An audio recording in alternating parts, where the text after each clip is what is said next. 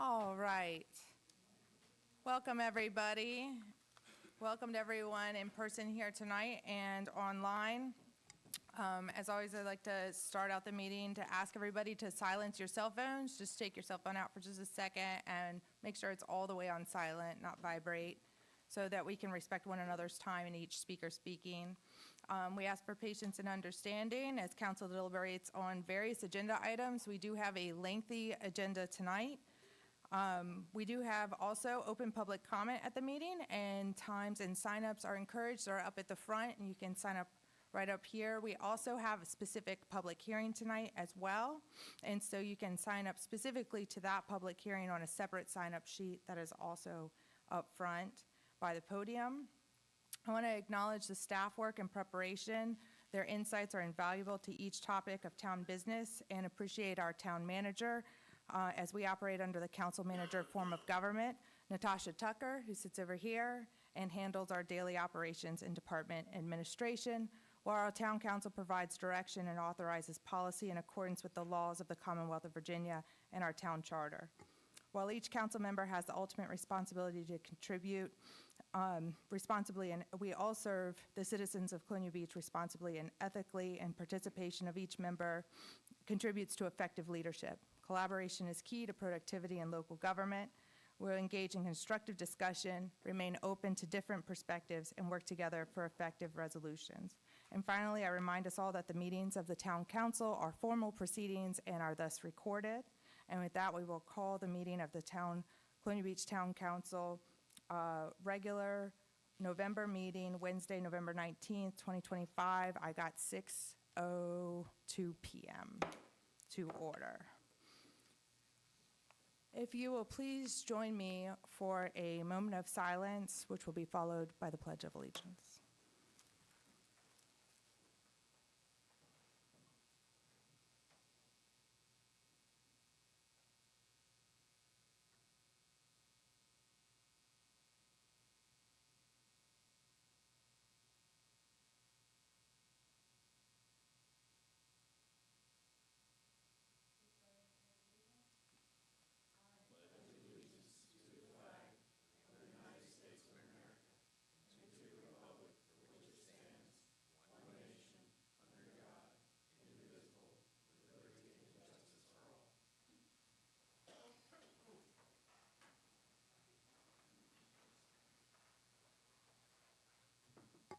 All right, roll call of members. All members are present. On amendments to agenda, I do have several amendments to our agenda to propose. The first is under new business. I guess it'll be at the end, so that would be C under new business. To add a resolution in support of the introduction to legislation to prohibit waterfowl hunting in Monroe Bay, and as presented in congruence with the Board of Supervisors meeting last week. So that would be under C, new business. Also, an amendment to add language to the closed meeting. So it would be, we have A, it would be B. Pursuant to Virginia Code 2.2-3711A8 for consultation with legal counsel retained by the town regarding specific legal matters requiring the provision of legal advice by such counsel. Also to approve the October 1st meeting minutes, which Heather provided by email and asked everybody to review. We could do that under the consent agenda. We just don't want to get behind on those and be able to post them on the website. And then lastly, there's a suggestion from a council member to add a third policy option under the amendments to the financial policy. So that would be item F. And so to defer that item. So strike that item from this agenda. We do have a lot going on, and staff in Davenport will be able to have more time to get back to us with more information on that. So moved. All right, is there a second to those amendments to the agenda? Second. Okay, any discussion? Yes, Ms. Williams? Oh, I just, for the hunting ban, that's just going to be first legislation to support that? It's not actual, we're not voting on an amendment or ordinance or anything? We are not making any legal change here within the town. It is just a resolution to support the senator's actions at state level. Okay, thank you. Yeah? Okay. All in favor of the amendments to the agenda? Aye. Aye. Say aye. Aye. Any opposed? Okay, great. All right, approval of the agenda as amended? So moved. All in favor? But I Oh, got- sorry, go ahead. I didn't see the minutes. I must have missed them, so I haven't read them, and I can't vouch for them, so I'm going to have to abstain from the minute approval. Okay, but we'll keep it on the agenda then. She did email them out and then email us again about them, so we'll make sure getting those emails. I assume it was the whole council. Yeah. Okay, all right, all in favor of the agenda as amended? This is just on the agenda right now, not the consent agenda. Aye. Aye. Aye. All right, now we'll go to the consent agenda, which is those meeting minutes. Do I have a motion to approve that? So moved. Is there a Second. second? All right, all in favor of those? Aye. Aye. Aye. All right. You want to declare you abstain from that one? Yeah, I did abstain from the Okay. minutes part of it. Great. Okay. Next up is our council member liaison and commission reports. I'm going to start from the inside and go out. How about with you, Kenny, Mr. Ellison? Wonderful. Welcome, everybody. So as a Public Works liaison, we have a couple of updates for you. Infrastructure and utilities, we had 2 utility installs, 5 repaired water leaks, 2 inflow and infiltration issue repaired, 6 cleared sewer backups, and pump station improvements. They installed a new roof on the 3rd Street pump station. In terms of the wastewater treatment plant, continue support, maintenance, and operational repairs, perform tank cleaning and on-site improvements. Moving on to streets, ongoing ditch cleaning and rehabilitation for improved drainage and flood prevention, tree work throughout town to improve safety and visibility, filled sand washouts along the boardwalk, filled potholes across town to maintain safe road conditions, and completed the fall paving round. General services, event support and beautification. They assisted with the setup and cleanup for community events, provide general beach and property maintenance, assisted the school with repairing the softball net, and currently working on installing the town's Christmas decorations, which we all love to see. That's all I have. Thank you. All right, Ms. Sanford? All right, good evening, everyone. So for Parks and Rec, we have some upcoming events for the holiday season on December 1st through the 10th. There's a hunt for the golden oyster shell by downtown Colonial Beach. Find a golden shell in the outside areas of downtown to trade for an artisan shell at the Cooper Library, Beach Paws Boutique, or Magnolia Hall. Saturday, December 6th, there's the Santa's Wonderland and Winter Festival Parade. That's 11 to 4 p.m. on Town Hill. There will be bike raffles, cookie decorating, and a parade at noon. Also on the 6th, from 3 to 4, there will be caroling on Washington Avenue next to Town Hill.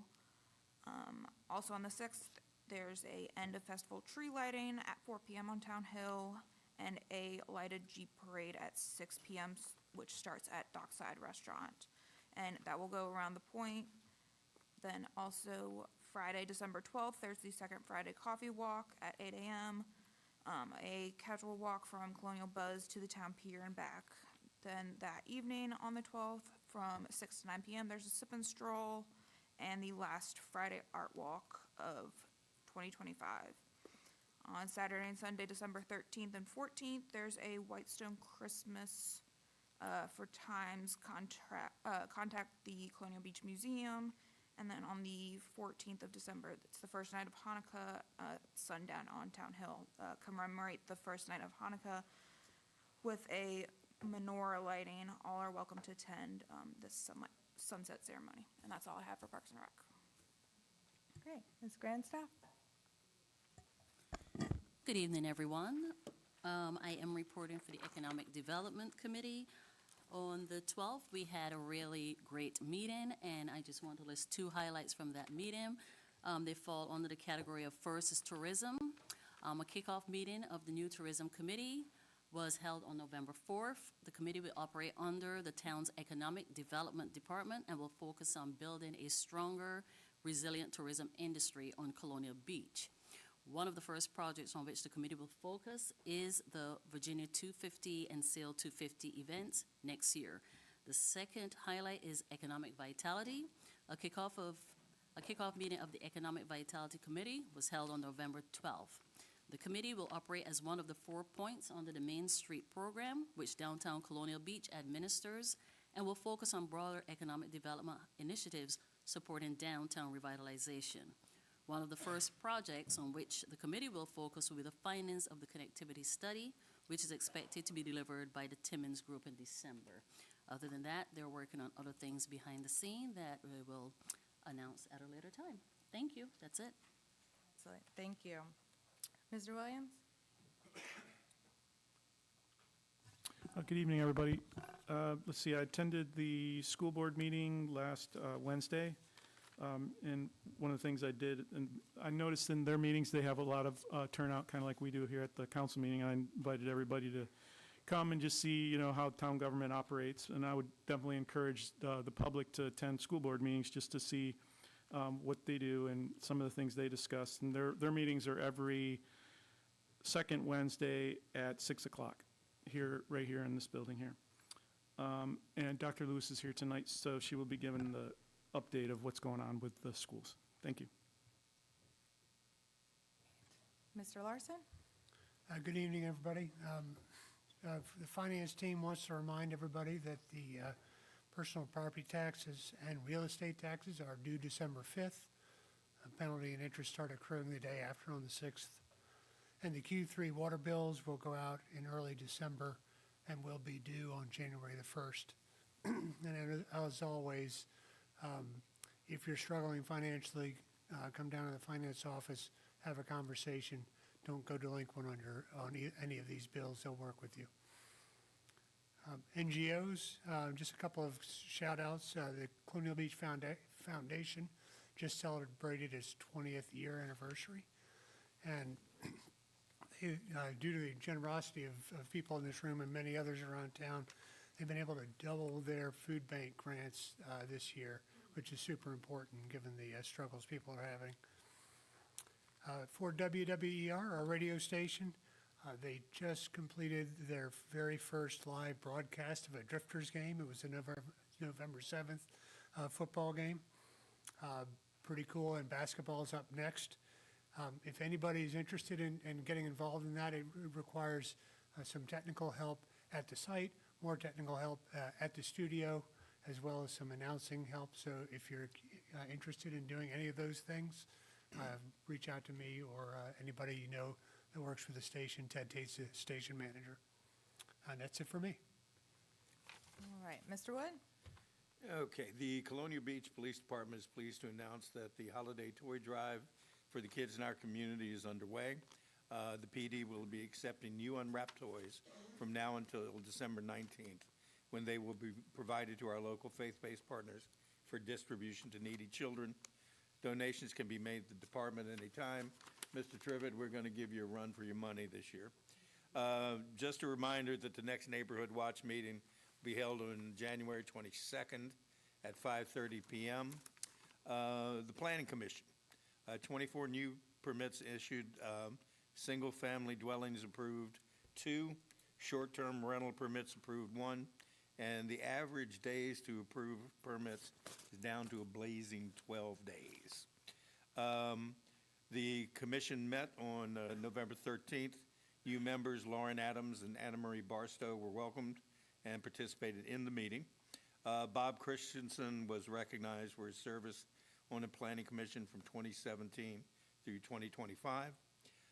Public hearings for zoning text amendments related to site plans and subdivision review process and timing were held. The Planning Commission voted to recommend approval of the site plan amendment, but deferred action on the subdivision review process and timing amendment. Council will receive both amendments together after the first of the year. And the Planning Commission is in the process of reviewing bylaws and their action plan for adoption after the first of the year. All right, great, thank you. So some updates from me. A lot's been going on. Colonial Beach has been quite busy. This last week, I participated along with featuring the Colonial Beach Museum in an NPR radio interview. That's going to be about the history of gambling here in Colonial Beach and our casinos that once were and how the town has evolved past that era as well. And there was also a ribbon cutting at CB Creative. They've been around for about a year, but time to celebrate that they're here to stay. And it was along with the Art Walk last weekend, which was very well attended. And I just have to give kudos to all the artists that painted on these little 10-inch by 10-inch pieces of art and were sold to support the CB Creative Center. It was really a beautiful display and a lot to do. For the winter time, it's just a nice addition to have that added to our art walk. Also, the Colonial Beach Foundation is celebrating 20 years now. They have supported many projects in town, from Torrey Smith Park to donations to the food banks, to scholarships at the school, to many things, and they have some videos to honor that service and to continue that work, hopefully for the next 2 decades. Also was Election Day, and we just want to congratulate our elected officials for getting through that day, and we have our same delegate, and we will have a new governor. On Veterans Day, we had a service at the Cannon, and I would just say I gave a really big shout out to Public Works for their restoration of the Cannon. If you have not been by to see it in the daytime or at night, I would say it is just as impressive day or night because they have added lighting to it. They have restored all of the brass pieces all the way back to their original brass patina and regrouted the brick, bollards, the whole thing has been refurbished, and I just couldn't be any prouder. It shows real pride in our community and pride for our veterans, and so just thank you to Public Works again for that. It was nice to feature that on Veterans Day.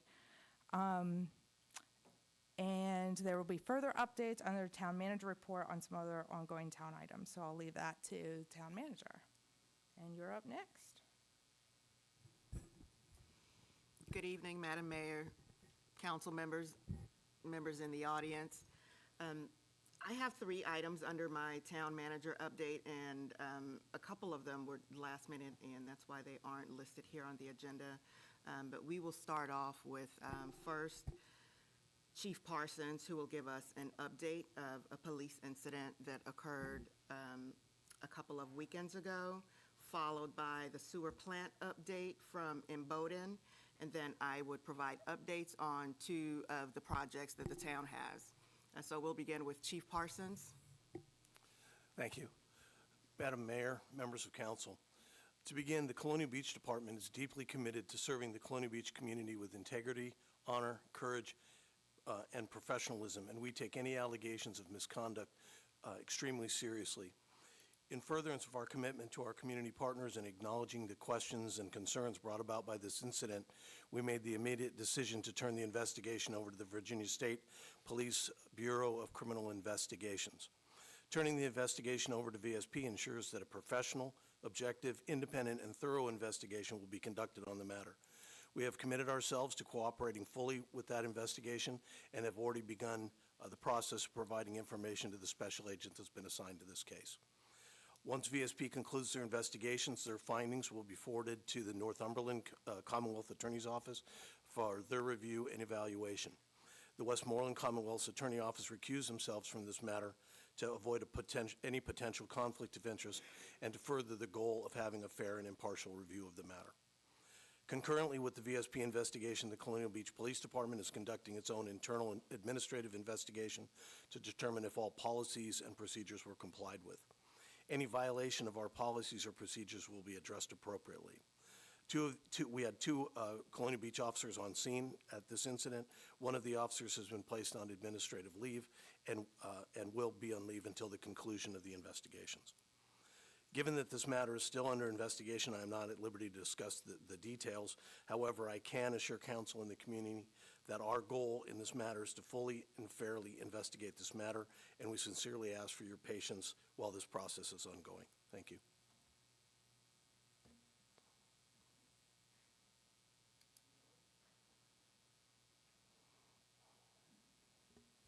Good evening, everyone. This October was a good, quiet month at the wastewater plant. Everything went smooth, no big rain events. We didn't have to shut the plant down to allow for that.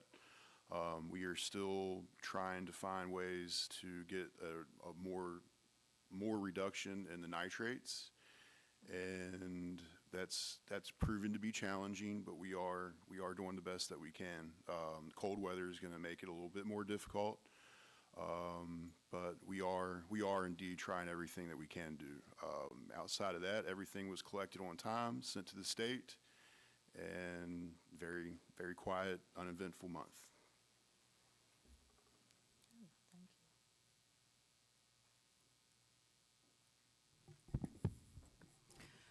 I just want to provide a couple of updates on two of our projects.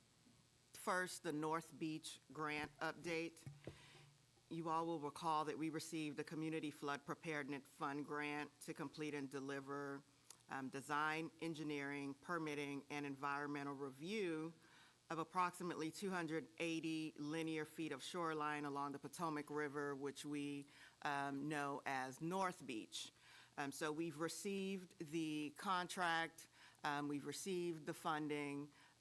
They have waived the grant matching requirement of the 20%, so that amount has been waived for the town. So the step that we are now in is we are in the process of drafting a request for proposals, qualifications for professional engineering services. And as soon as the RFP is drafted and completed, we will have Jerry Davis, who has helped us with this process every step of the way. We'll post it on to our town site, our EVA site, and also some sites for the CFPD. And once that's closed and we receive the responses, I will report back to council how many responses we've received. Secondly, I want to update on our sidewalk repairs. We have completed the repairs for 128 Washington Avenue. The next sidewalk, which we will address, is 1 Irving Avenue. And we have until the end of the fiscal year for '26 to complete that sidewalk. Funding for this has been approved from council, and there is a resolution on this evening's agenda to move funds over to complete that project. And as the years go on, out to 2030, we will address the remaining sidewalks. And that concludes my updates. All right, any questions for the town manager? All right, we'll keep it moving on this lengthy agenda. Next up is our Thanksgiving proclamation. Whereas the town of Colonial Beach is blessed with breathtaking waterfront views, sunsets worthy of awards if sunsets held competitions, and residents whose kindness is matched only by their enthusiasm for community gatherings. And whereas Thanksgiving Day remains a cherished tradition that calls us to gather with friends and family as we feast, laugh, nap, and when absolutely unavoidable, share the last slice of pie. And whereas our residents show remarkable holiday spirit each year, coming together with open hearts, generous plates, and the courageous optimism that this will be the year the mashed potatoes are perfectly smooth. And whereas Colonial Beach is a place where tradition meets good humor, where memories are easily made, and where the simple act of sharing a meal becomes a joyful celebration of life by the water. Now therefore be it proclaimed that the Town Council of Colonial Beach declares the fourth Thursday of November as Thanksgiving Day in Colonial Beach, a day devoted to feasting, friendship, gratitude, and the noble art of pretending we truly need another slice of pie. Thank you, Heather, for this proclamation. Be it further proclaimed that all residents are encouraged to celebrate with joy, kindness, and full hearts, wishing everyone a bright, bountiful, and delightfully memorable Thanksgiving. And happy Thanksgiving, everybody, for next week. I hope you all have a good one. Good holiday. And moving forward on presentations is Mr. Trivett, our district supervisor. Welcome, Mr. Trivett. Madam Mayor, Town Council, I'll try to talk fast tonight because I know you have a lot of stuff going on. In October, the Commissioner of Revenue came to us, and we're looking to change the tangible personal property reporting, transitioning to a non-filing system where it can be done electronically. We've issued penalties to a lot of people for a lot of dollars, and we've gotten a lot of complaints, and I'm glad he's recognizing that maybe we can change the way we do business so we're not penalizing people when they send back a form that already has all their information on it. So I'll be letting you know how that goes. We're also talking about going to twice a year for taxes like the town already does. So we hope that that'll may be adopted in an ordinance in the next few months. Shopping with the sheriff. Last year, we were able to collect over $17,000. We helped over 40 kids, including kids from the town of Colonial Beach.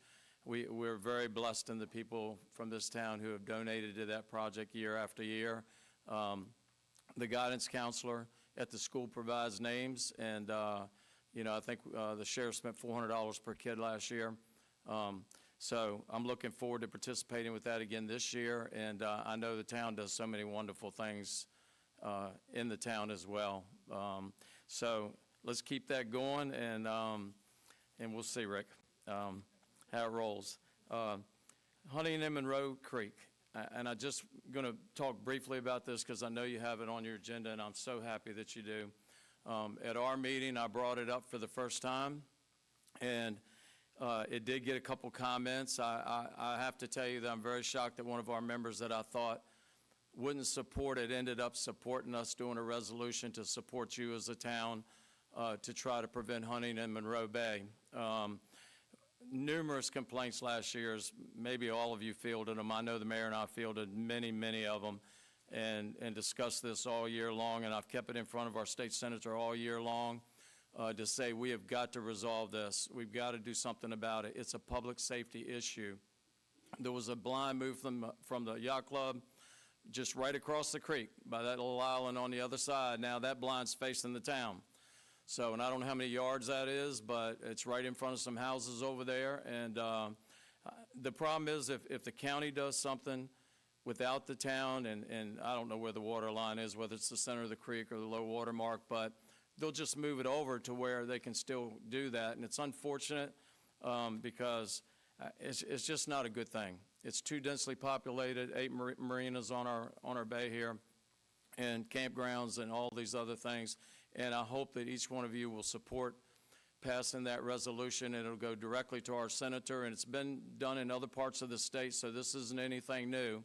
And hopefully he and his influence will be able to get the legislature to pass what you've seen before you, the map, or with our support from you as well as the county support. So unless you've got any questions about that, I won't say anything else about that, but I'm just hoping that you all support that.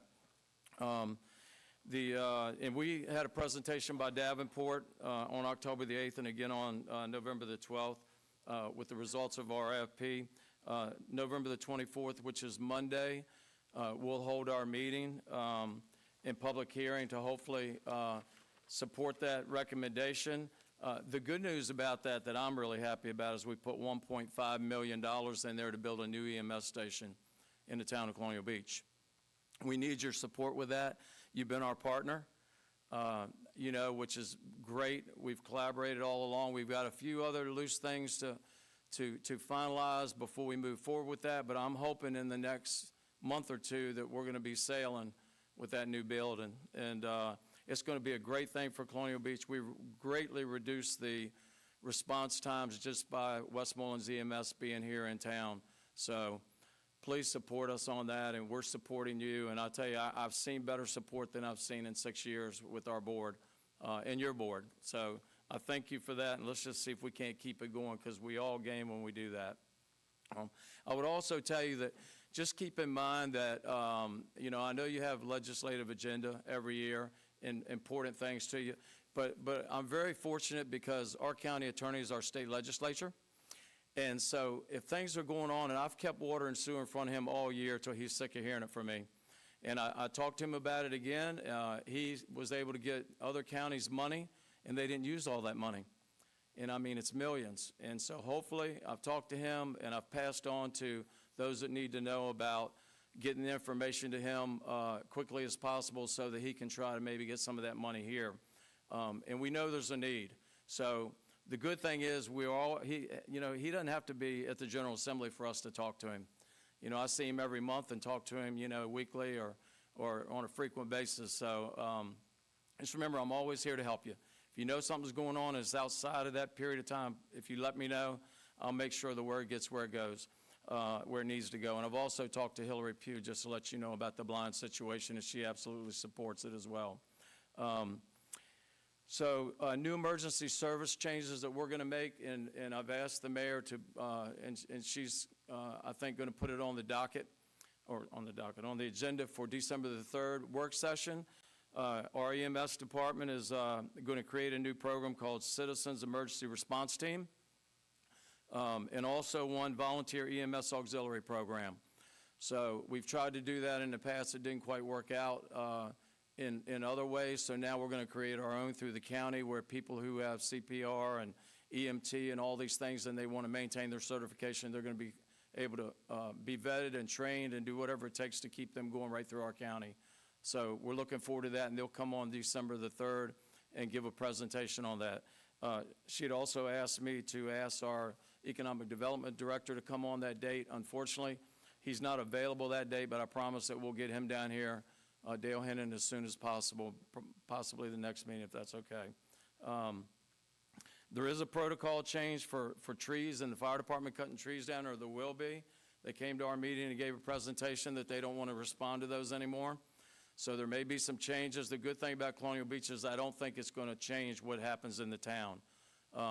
We have Public Works here as well to help. It's going to make a big impact in the county for the fact that it takes Dominion sometimes 2 hours to get there if a tree is on a line. It takes VDOT 2 hours to get there if it's on a street. So I don't know how all this is going to work out, but once it does, I'll let you know what's going to change. 250th Stratford Hall is going to do a big deal on the 250th. We know that our county is where America began.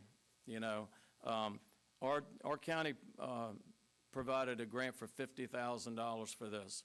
So we really want to see this, as big as it possibly can be. So we're looking forward to that. And does anybody have any questions for me about anything tonight?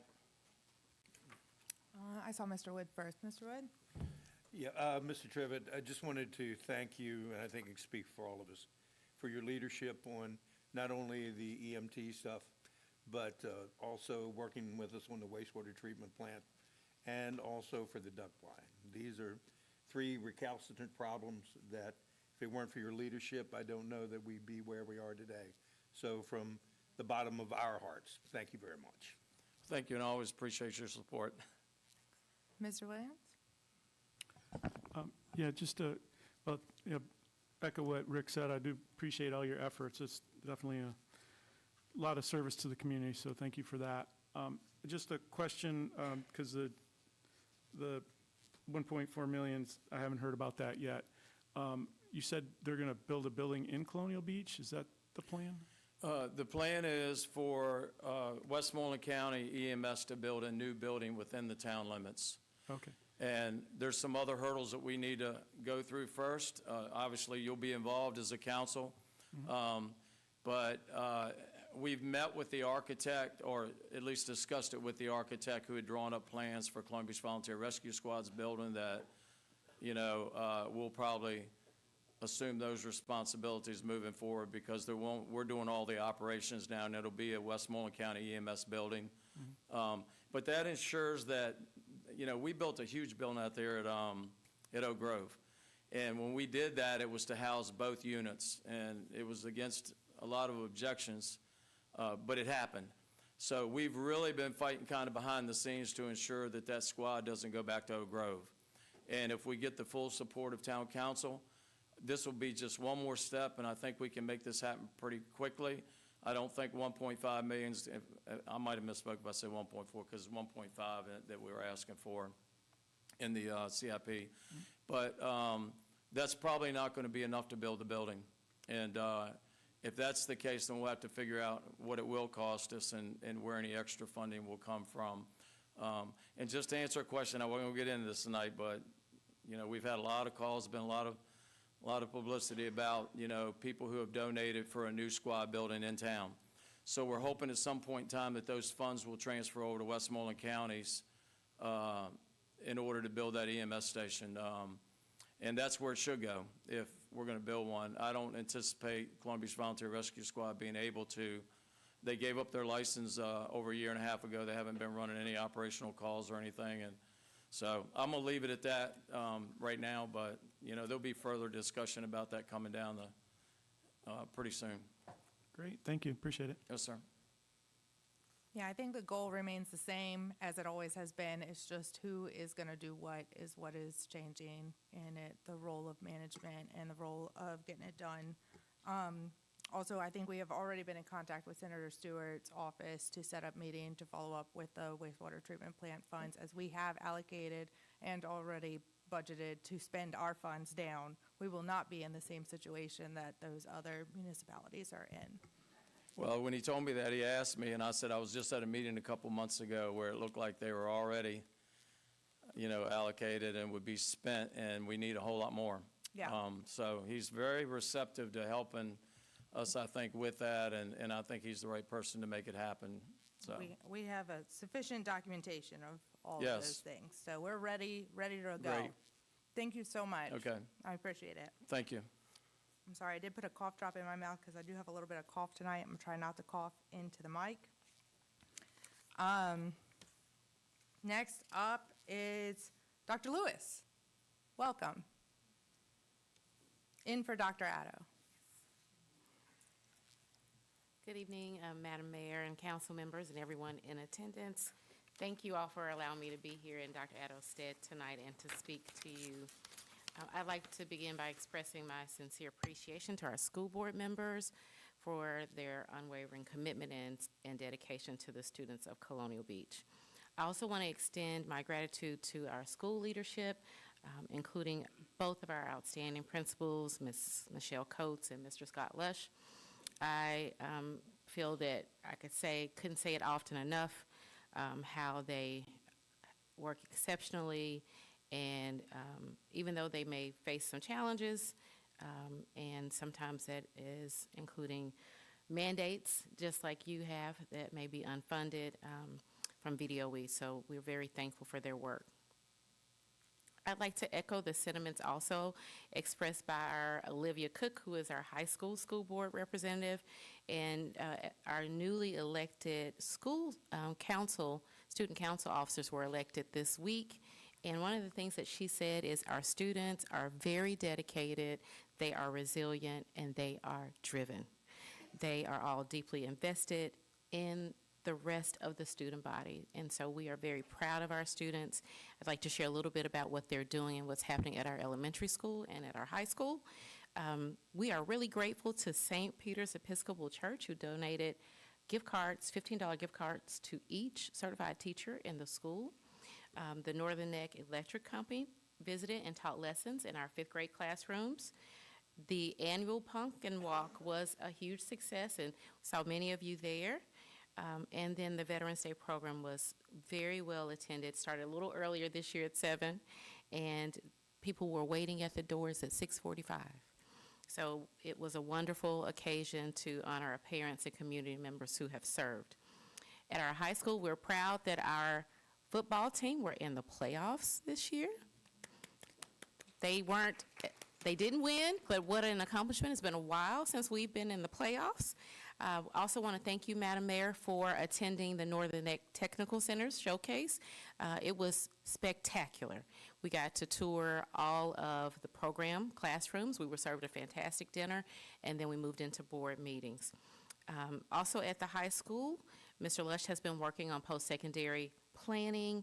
He hosted a scholarship introduction session with our community members. We talked about a couple of those scholarships earlier. This year's senior class, Mr. Lush feels like in his 4 years is the most excited about going beyond high school for a career in education. Partner with that, he's been working with our CTE coordinator to expand CTE courses for our students and strengthen the program alignment with postgraduate opportunities. Our high school basketball schedule is complete, and the baseball and softball schedule is mostly complete, so stay tuned for those.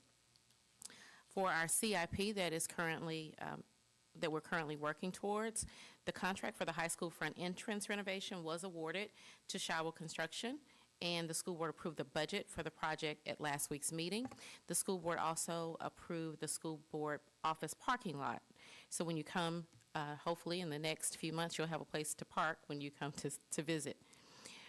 Lastly, on November 12th, the school board meeting, many of the sponsors and students came to share out about the progress over the year, and also the SEAs shared about their community outreach and service projects. Yearbook sponsors also shared out and discussed the highlights of their ongoing support of the yearbook. Finally, our enrollment. The elementary school without pre-K is 354. The high school is 200, and pre-K is 31, with a total enrollment of 585. And that's all that I have. Any questions? Any questions? Thank you. Thank you again. All right. Next up is our public comment. This is general public comment. We do also have a public hearing, so I just want to make sure if you sign up for a general public comment, that's just in general, but then the specific public hearing will be on Article 22, the Ches Bay Preservation Overlay District, and there will be a separate public hearing for that item. During public comment or any hearings, we ask that certain guidelines be followed. You'll stand at the podium, and for the record, please state your name and address. If you'd like to be contacted, you just provide your contact information to the clerk. You can write it down on the sheet. If you forgot to, you can hand it to her after. Make your comments to the council as a whole. Be brief, state your position, provide facts, and you may provide written statements or supporting materials to the clerk, and she can distribute those to the council and the town manager. Debate is prohibited, and follow-up on comments is provided by the town manager. Please speak clearly, as we want to hear what you have to say. And the town council will try to hear everybody who wishes to speak. They are limited to 5 minutes. Time cannot be transferred to another speaker. And if you represent a group, you may wish to identify the other members of your group who are here in attendance as well. After public comment is closed, I encourage you to stay as the council engages in dialogue and deliberation on continued agenda items that may be relevant. Okay, and so next up is public comment. I'll open that now. It's 6:44 p.m. First, we have Mr. Brian Tremack. Welcome, Mr. Mack. Good evening. Tremack, 1541 Irving Avenue.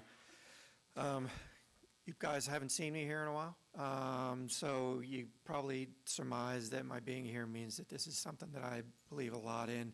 I'm hoping that the county's resolution to restrict duck blinds within Monroe Bay receives full support of the council. As a retired member of the military and as a hunter growing up, I am all about respecting the Second Amendment rights of all of our citizens, excuse me, and their legal rights to hunt in appropriate places. But also as a person who's been involved with firearms pretty much my entire life, I fully respect the safety that's necessary in the use of those items. And I firmly believe that anywhere within the populated area of Monroe Bay is not a safe place for hunting. I know that it's stated in some places that if you're firing a shotgun, that if it's 150 yards, it's completely safe. But as any of us who've dealt with firearms know, ammunition is not an exact science. Those pellets can go a lot farther than one expects. And for the sake of our citizens in that highly populated area, I would hope that it garners your full support. It's nice to see that the county has backed it 100%, which is really phenomenal. There are areas farther up the creek that I think are very appropriate for the use of duck blinds. I'm not saying we should completely cut it off, but strictly for that, that populated area. So again, hopefully that garners your support for the sake of the safety of everyone who lives along Monroe Bay and the citizens of the town. Thank you. Thank you. Next up, Mr. Eric Nelson.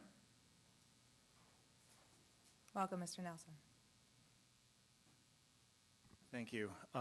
Good evening, Madam Mayor, Council. Eric Nelson, 1321 Lossing Avenue. I have three quick things this evening. The first is a shout out to Public Works. A couple of years ago, some of us with a Jewish background wanted to put a menorah on Town Hill, and that we were able to do that. We pooled our money and put a menorah up on Town Hill. This year, when we went to put in the menorah, we've learned that the Public Works folks who had done all that wonderful planting there had dug up the contraption that the pole was supposed to be standing in. So I called Public Works, and literally within 20 minutes, it was resolved. And I don't think they found it. I think they jerry-rigged something. But anyway, thank you very much for acting so quickly and being so responsive. The next thing, I just also want to thank everyone who came to the CB Creative ribbon cutting. It was very well attended. And thank you, Madam Mayor, for your comments about the exhibition of the 10 by 10 panels. That was a really successful event and raised a lot of money for CB Creative. The third thing that I want to mention is actually sort of an obligation on my part to report to you periodically about what's happening with downtown Colonial Beach. And so I just wanted to give you a brief update, which is that all of you know that at the beginning of this year, we received Main Street status from Virginia Main Street, but we did not receive full status by Main Street America. That requires some additional effort. So I just wanted to give you all the heads up that we are going through that additional effort, and our mentor, Kyle Meyer, is going to be coming to meet with us in the next couple of weeks. We're going to be putting all together all the things that we need to accomplish and hope to have full status by Main Street America within the next couple of months. Thank you.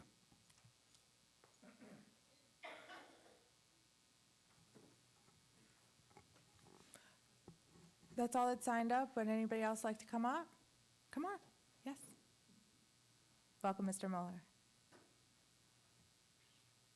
Yeah, I'm Mike Moeller. I live at 117 Riverview Circle, and I would just like to associate my support with what Tree had to say.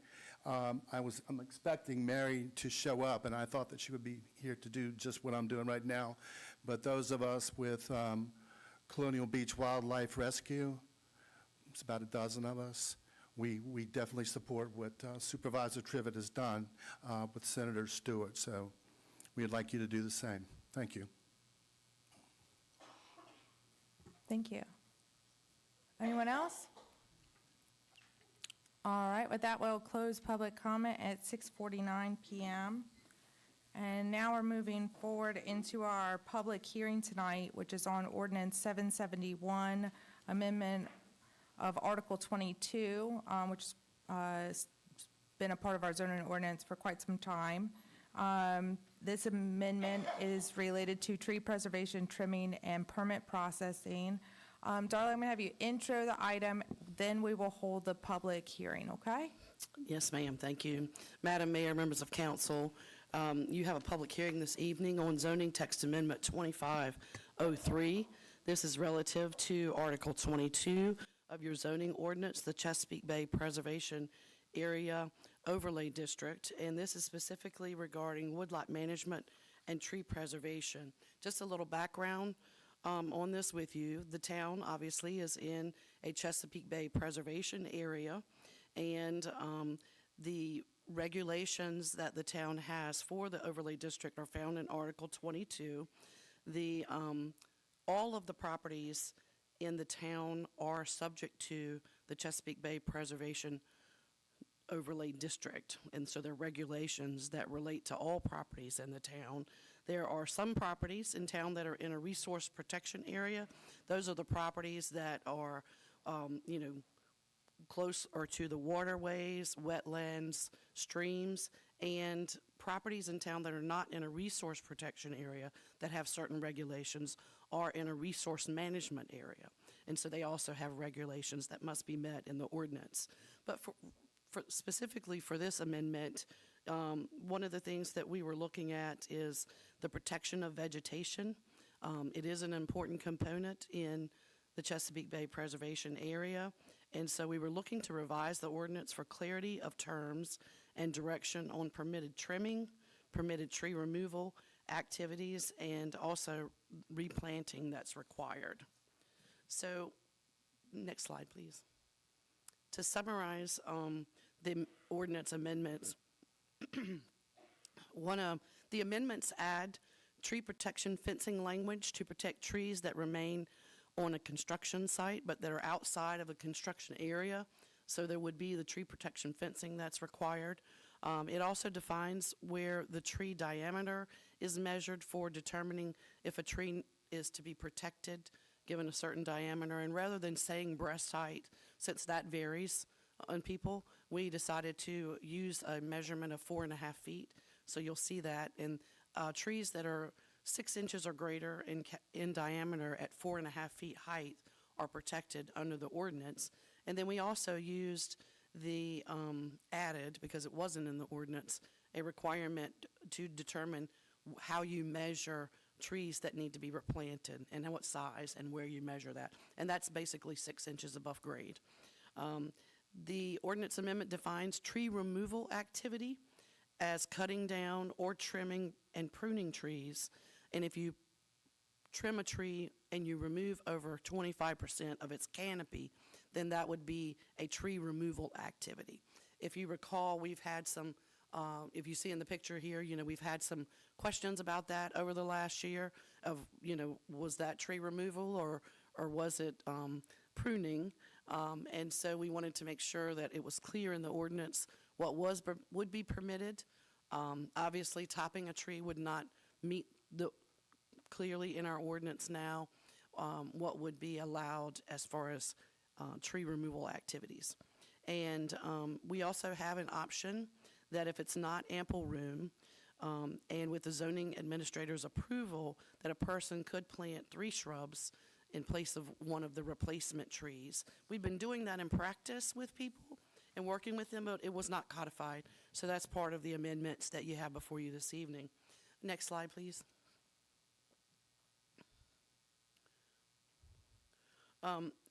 The amendments also clarify that a woodlot management permit approval is required prior to any tree removal activity. There's some language we just wanted to clear up and make sure that everybody understands that. It's not go cut the tree down and then come get a permit. You need to get the permit prior to making these changes. It also clarifies some language for the permit approval process, just for ease of understanding, ease of enforcement, and it also streamlines language for the replacement trees in the RPA and RMA areas. Next slide. The Planning Commission, with unanimous vote following a public hearing at their meeting on September the 11th, 2025, recommended approval to Town Council. Staff also recommends approval of these amendments to Town Council. The Planning Commission recommended that Council increase the $1,000 penalty if trees are removed without a permit. However, staff recommends no change in the $1,000 penalty because the penalty that's in our ordinance is recommended by the state's model ordinance. And so we feel like that we are in line with what the state is recommending that we maintain as far as that penalty. And we don't want to, don't think it's, I mean, we could certainly look into it if that's something you all would like us to bring back later. But as of right now, staff is not recommending that you increase that. And I'll be happy to answer any questions. All right, before we start any discussion here, I'm going to go ahead and open the public hearing and call for that. So at this time, we will open the public hearing for ordinance 771, amendment to Article 22, the Town of Colonial Beach zoning ordinance, tree preservation, trimming, and permit processing. Open that public hearing at 6:56 PM. This is an official public hearing, so everything has to go by formal process here. Is there anybody signed up? Anybody like to come up? All right, with that, I will close the public hearing at 6:57 PM. And we can go next with council action if we'd like to. I have a question. Yes, Mr. Ellison.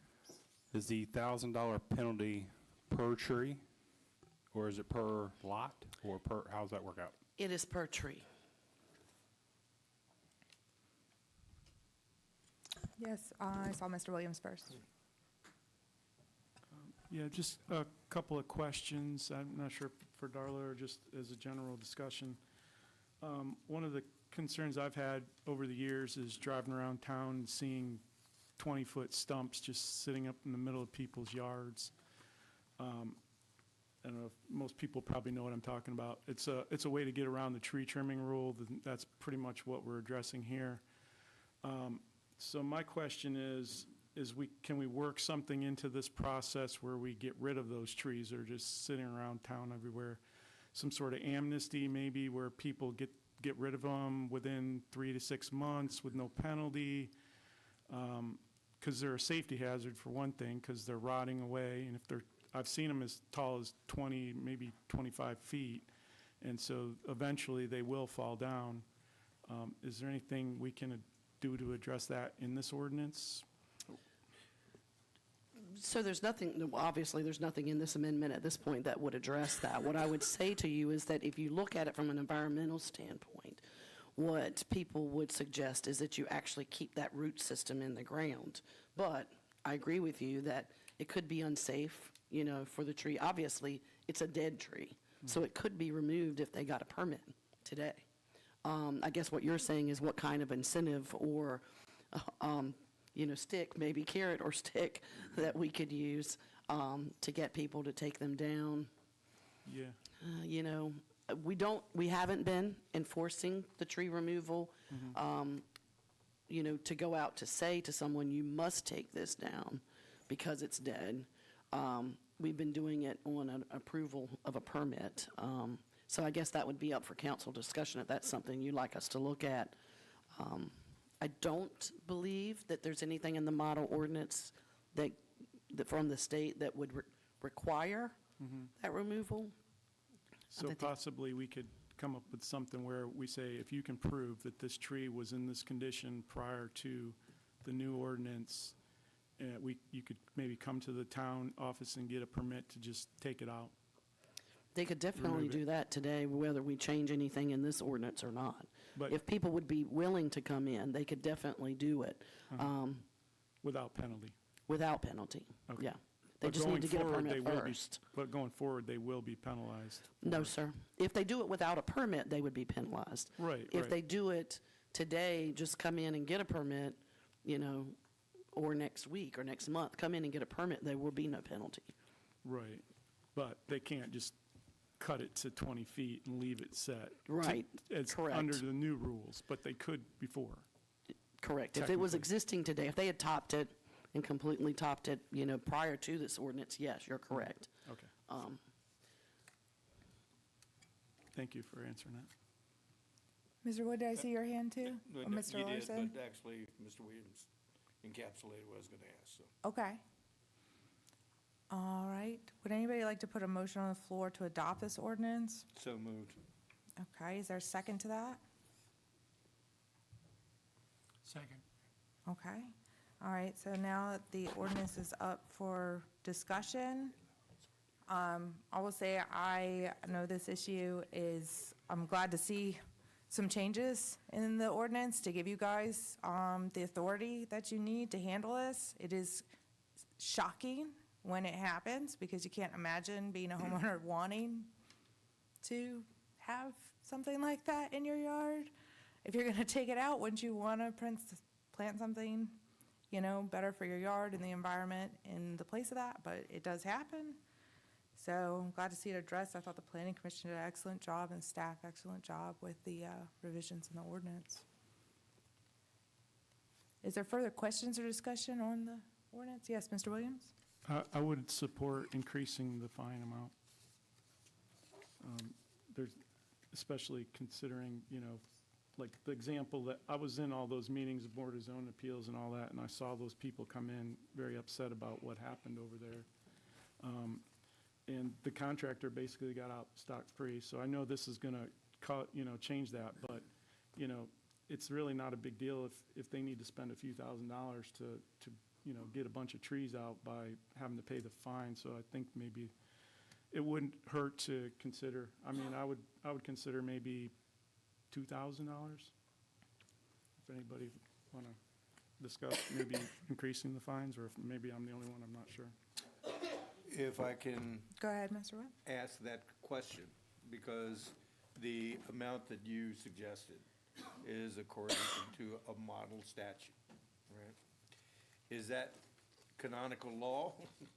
Or explain what the model statute is? Yes, sir, thank you. That is so DEQ puts together an ordinance that they have prepared based on the laws that they suggest that localities use to model their local ordinances after. I would have to, if the direction is look into actually increasing it, then I would have to get the town attorney's assistance in looking at, what the maximum penalties are under the law. But since it met the model ordinance from a staff standpoint, we were saying, we think we're okay where we are. We had a person within the last, I guess, month and a half, who ended up having $4,000 of fines because they had 4 trees that they had taken out without a permit, and it was sort of a miscommunication between a husband and wife, and, Yikes. yeah. So that was, you feel bad telling someone. Yeah, to that point, I would be in favor of staying with the model ordinance only because when it is a contractor that does this maliciously or in a, certainly rudely way, you want to hold them accountable to the highest dollar because they're making money off of that, right? But when it's a resident and they didn't get a permit and maybe they're not of any means, you have now imposed a higher penalty to somebody who maybe just should have known better, And I could see that becoming fairly burdensome in that way. So also, I would like to get this in the books so that it stops happening. I would agree with the mayor on that.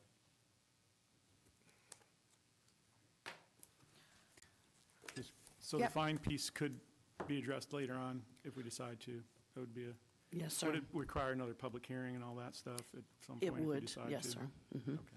Yes, sir. Question for you, Darla. The stating of the indigenous vegetation, do you all still hold to the list where we must use those on your list? Or, don't smile at me, you know why, but can we, if you choose something that's not on that list, is there a penalty for that? And then also, if there is no, how can I say this? Area that is conducive for what you're mandating that it be replanted, how does that work? So the ordinance does require the use of the list. We have the list that we provide folks that is the Virginia Native Vegetation Planting List. I think it's DCR, Department of Conservation and Recreation puts that out. So we do have that. We don't offer options for people to plant different trees. Now that. No, I'm talking about the shrubs, not necessarily. Right, so yeah. saying that, right, I mean, if someone absolutely said, do not want to plant one of these, I'm assuming they could ask for a variance to plant a different species. But we're trying to, follow what's better for the environment, and the indigenous vegetation is what is recommended and by the state, and so our ordinance requires that. If there's like an option that we permit now is that, say a person took out a tree and they're required to plant 2 trees back. As I stated, we've codified, if you all approve this, would codify in here that if you couldn't plant 2 trees, then we would permit, and this is also part of the recommendations and the models that DEQ provides, that 3 shrubs would be appropriate to replace 1 tree to provide the same mitigation as far as the loss of the vegetation. So, yeah, it would be the 3 shrubs for 1 tree. And just to clarify on that point, you can plant whatever you want in your yard. This is only if you cut down a tree and what you have to plant for the tree replacement that we have this list for. But That it is- doesn't mean you can't plant something not on the list in your yard. Absolutely, Okay. absolutely. I'm sorry. Lisa, you have more questions? You have more follow-up from that, too? I know she has a personal,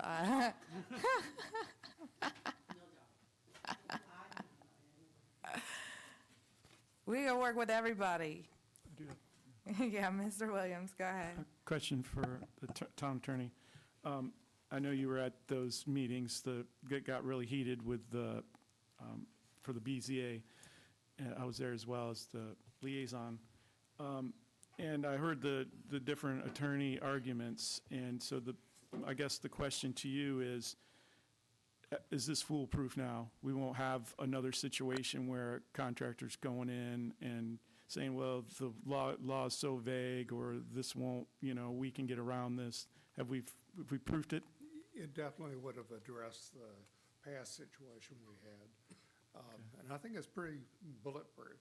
I mean, it's a 25% canopy that you can't do what they did before. Okay, thank you. That's reassuring. All right, any further discussion? Do I need a roll call vote on this? Because it's a ordinance change? Yeah, I should do that. Okay. All right, you guys ready to vote? Yep. All right. Wood, Aye. Larson, Aye. Williams, Aye. Grandstaff, Sanford, Aye. Allison, Aye. and I vote aye. Let's get it online, okay, so everybody knows. And please, let's make sure that our landscaping companies that have licenses in Colonial Beach, or not licensed, but should have a license in Colonial Beach, know that the tree requirements and the permit requirements have changed. I think it would be only fair to make sure we provide a very clear notification of that. Yeah. Is there any way we can address the tree stumps that I was talking about earlier? Or would that have to be a separate meeting, a different discussion, or? Relative to the penalty? Or- Well, just to figure out a way to get rid of those stumps that are all over town. Oh, I'm sorry, yeah. I mean, Public announcement saying, that you can take them down. for or people you if they don't recommend you take know, 'em down. right? I mean, it would be, I guess if there were going to be any incentives that were offered, that would be, the council's determination or decision if that was appropriate. That might be something that y'all want to take up at another meeting. But there certainly would be no penalty, and we would work with them and want them to get a permit, though. So public education would probably maybe take Yes, care sir. of a lot of this. We could Okay. add that to the discussion about, hey, the rules have changed, but by the way, if you do have, and you want to, go ahead and bring that in now to get a permit, Okay, Yeah. thank you. We'll add that, yes, sir. Appreciate it. Great. All right, we keep moving forward. Next up, so this is a series of budget items that we've had over many meetings now, kind of coming to the point to make some decisions for our FY26 CIP projects. The first up is Resolution 3425. Is that right? 3425, yep. Amend and appropriate the FY26 water fund for the CIP project. This is from reserve funds to the CIP project that is listed for FY26. Sorry, Lisa, you want to? Correct. Say more? Yeah, at the special meeting, this is from council's direction to use the reserve funds to pay for this one project that is in the water fund, which is the Dennison well abandonment for $115,000. So we're just asking that you go ahead and adopt and appropriate this resolution so we can move those reserve funds into the budget and the project can be underway. So moved. Is there a second? Second. All right, is there any further discussion? We looked at, this is in alignment with our financial policies and all of those things in the prior documents. I didn't bring all those other documents with us, but if you, and Davenport is here as well, if there's any further questions about it. All right, with that, we'll say all in favor of Resolution 3425? Aye. Aye. Aye. All right, any opposed? Great. All right, next up, same thing, but sewer this time. Correct. This is again from the special meeting. Council's direction was to pay for these three projects from reserve funds. And they are the vehicle replacement, the Third Street generator upgrade, and the pump station repairs for a total of $234,000. So we're asking for you to approve and appropriate the $234 from reserves to the sewer fund for these repairs and purchases. 234,000. Correct, $234,000. What did I say? $234. $200. Yeah. You're gonna get one valve at Ace Hardware. $244,000. Yeah. So moved. Yeah, okay. Is there a second to it? Second. All right, is there further discussion on this item? These are the projects that were not already allocated for by the remaining funds from DEQ, the state money. These are the last few items on that list. All right. No further discussion, all in favor, say aye. Aye.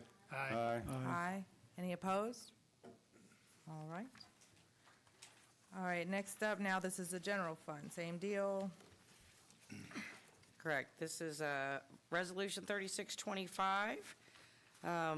Last, let's see, April this year, we had adopted a new capital improvement project policy to take any surplus revenue from our audit that is above the 30% unassigned fund balance, and reallocate that to the actual capital improvement fund so we could start having money to pay for CIP projects.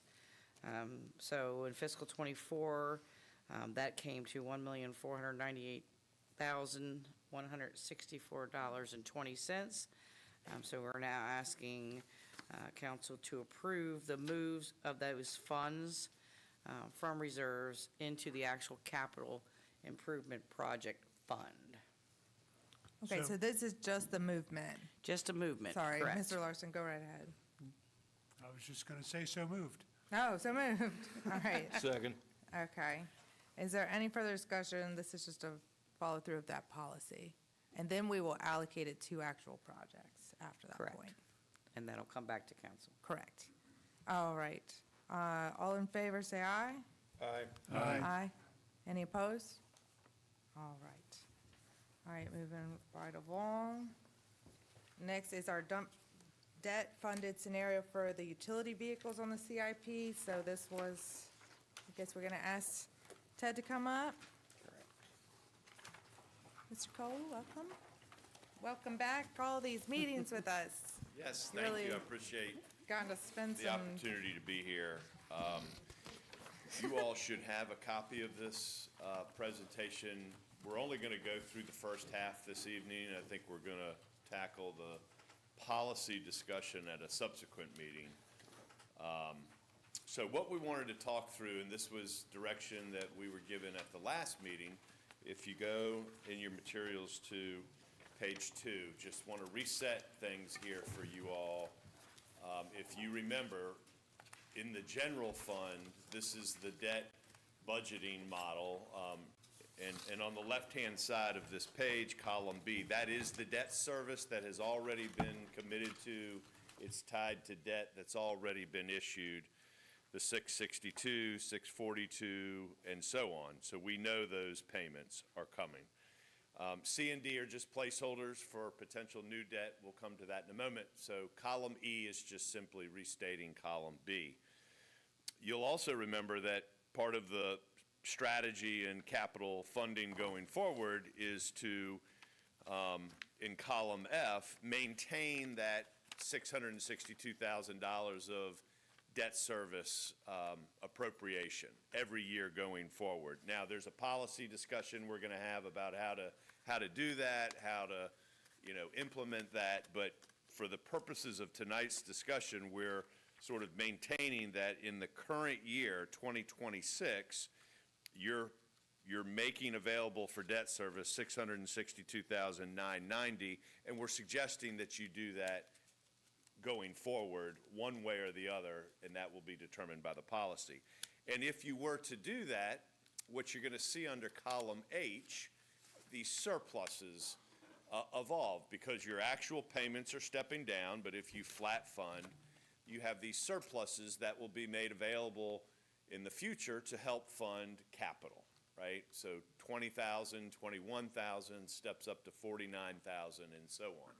So with that as the backdrop, what we were asked to look at, if you go to the next slide, page 3, was funding the 2026 general fund CIP. And this is a slightly updated CIP from what you saw last time. The notes at the bottom of the page are what has changed, and what you're going to see there is the line 3, beach rake and tractor equipment, $200,000. That had been in 2027. It's been moved up to 2026. That was the discussion we had, is proposing to go forward and fund that. So you've got various projects in public works in 26 that add up to $850,000. Town pier reimbursement, $60,000. Nothing in 26 for admin, technology, public safety, 131. And then that bottom section, resiliency and sustainability, those are the same projects that we showed last time, but we got better information. Those are actually going to be state funded, so those aren't going to have to be locally funded. But we've kept them on the CIP because they are projects. So this is a slightly updated version of the CIP. And what we're now going to show you is, okay, here's an approach or two on how to fund FY26 only. So you go to page 4. We've run 2 scenarios. Scenario 1 is we debt fund $570,000 of projects, and on the table on the right, it's the first 3 projects: trash truck, beach rake and tractor, utility plow truck. Those 3 projects together, $570,000 could be debt funded. The other projects, excluding the state-funded projects, about $471,000 of projects would be funded in this scenario under the CIP surplus fund, which you just acted on to fund, right, with that $1.4 million.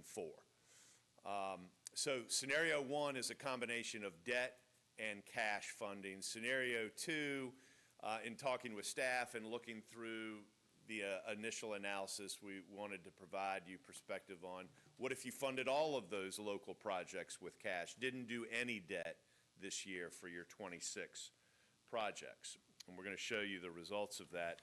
The right-hand side just shows you by project under scenario one, what's debt funded, what's CIP surplus funded, which is cash, and what's state funded, right? So you can just see the differences between scenario one and scenario two. In scenario one, where we did assume some debt, we're assuming a 10-year term of debt, level annual payments at a 4.5% interest rate.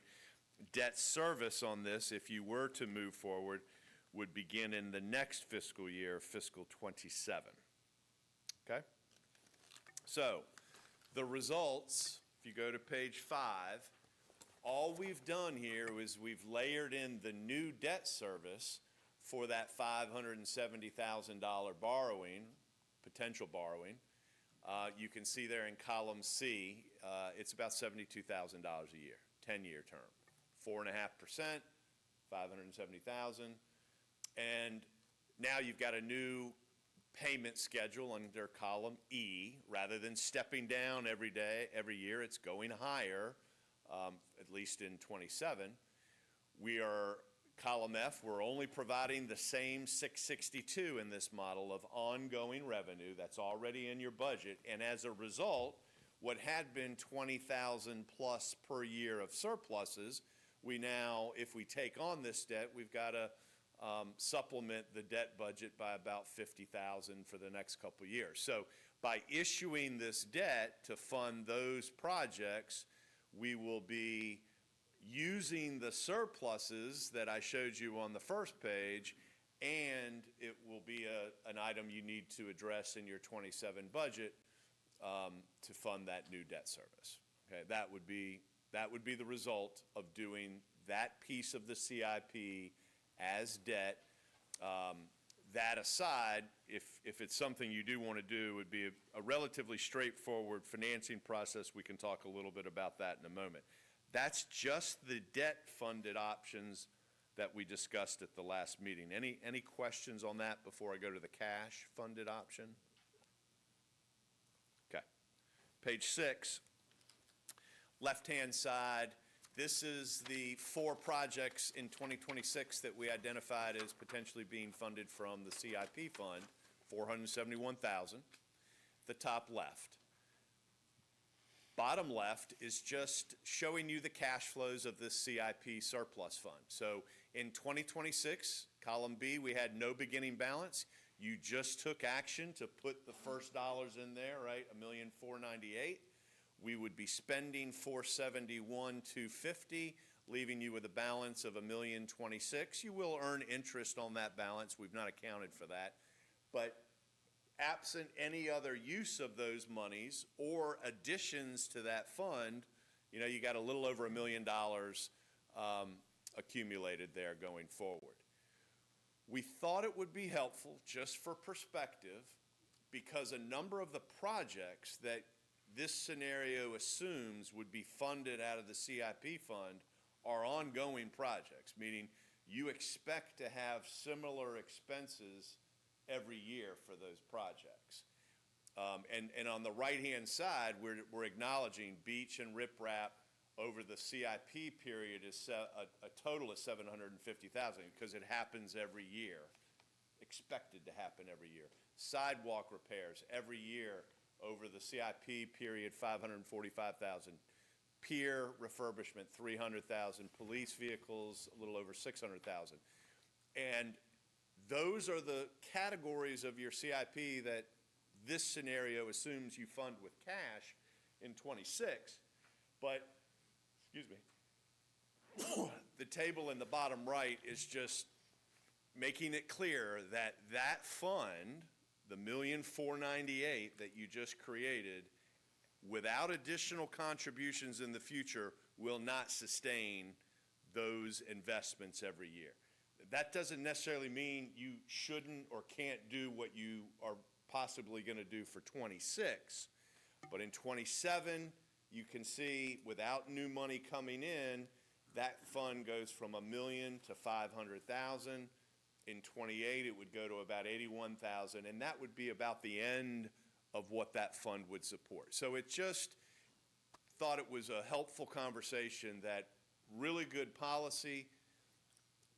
You've got a nice initial deposit into that fund, but without replenishing it in some way, it will only take you so far for these projects on the CIP. Okay? Page 7, this was a scenario, this is the last slide. This was a scenario that said, we've got the $1,498,000 in our CIP surplus fund. Do we really need to borrow, right? Do we need to do that $570,000 borrowing? And when we do that, we're going to have some issuance costs that we've got to pay. We're going to pay interest over a 10-year term maybe. So we just simply on the left-hand side, just acknowledging that you've got enough money to pay for the full 2026 CIP, which is a little over $1 million. That fund would still have about $450,000. And, if you're able to put some more dollars in that next year and the year after, again, that will be a function of end-of-year fund balance calculation. How much do you have above 30%? Can you put more in this fund? But certainly, for the 2026 CIP, if there's a desire to skip the debt component, the dollars are there, and they're perfectly appropriate projects that you could consider using that cash for. The right-hand side is, again, just a display that that fund at that current level isn't going to sustain a multi-year draw, but it certainly can cover your 2026 projects. So that's where we, I think, have decided to stop tonight's discussion. We're not going to cover the policies, and I guess if you've got questions, discussion, if you decide that you want to use the all-cash approach, that's a fairly straightforward process at this point. If you decide that you want to consider doing some of this with debt, we could start that process. From start to finish, it's 60, 75 days, give or take, to go out and solicit funding proposals, bring them back to you all, present them, you make a decision, or we make a recommendation, you make a decision to move forward or not. Just going out and soliciting funding proposals does not commit you to doing the borrowing, but it's moving in that direction. So if you care to give us some direction on that tonight, that's great. If you need to think through this additional time, that's up to you. All right, so we're in FY '26 right now, right? And we have $1 million of stuff that we've needed now, to do right now. So I think giving you some direction and giving staff some direction would be critical, because we're getting almost halfway through the year at this point. And the blended effect of the utility vehicles being on a debt doesn't mean we can't pay them off early with no penalty, but it would give us some time for the reimbursement funds that are going to come back through some of these other grant things that we have to reimburse also to CIP. Because in the second scenario, we're depleting the fund that we just moved those monies to by next year. Correct. Yeah, okay. Right. So is there any discussion by council whether we want staff to move forward with one or the other, but are we ready to move forward for FY '26 CIP projects? And how would you like to do that? I would make the recommendation that we look at the debt service for those vehicles, utilize those for a 10-year period. And like you said, if there are refunds or whatever reimbursements back to us, we can look at paying those off. But I think utilizing like our trash money that we collect to pay for the trash truck that we have over a 10-year period of what the trash truck is supposed to last for makes perfect sense. Kind of lends to itself. That's a good point. Are you making that in a form of a motion, Kenny, to discuss? Yes, please. Okay, Second. all right. So that will be up for discussion now. Yes, Mr. So Williams? his motion is to put the town in debt by financing? Move forward with vehicles. financing the utility vehicle items as proposed on the Davenport report. Is that right, Mr. Allison? That is correct. Scenario one. So basically what I'm saying in layman's terms is we collect money right now for trash, right? So we would then pay for new trash equipment with the trash money. It's not necessarily putting us in debt, we're paying for the things that we need to pay for. Otherwise, it's just coming out of our general funding or like it done before, or through our CIP, we're paying cash for everything. Yeah. So I think we're getting something for our money that we're spending on our trash services. We were also told that we were going to buy a trash truck with a trash fund that apparently is not ever going to be set up. So I'm not sure I trust that assessment, but that's just my opinion. I'm personally not in favor of adding debt, so I don't support that. That's my Would you opinion. like to cash fund the FY '26 items? I would. You would? I didn't hear you. Yes. Okay. All right, is there further discussion on looking into the debt option or in doing scenario one? Because that is the motion on the table right now.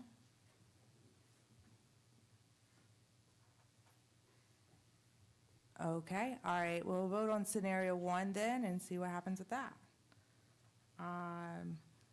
Ms. Grandstaff? So scenario one is the cash funding Scenario one is the combo, of cash and debt. half and half. Okay. I would be in favor of the half and half, because when it comes to vehicle and depreciation, if we can pay cash and debt funds so we don't go into the arrears, I would be in favor. Okay. Ms. Sanford?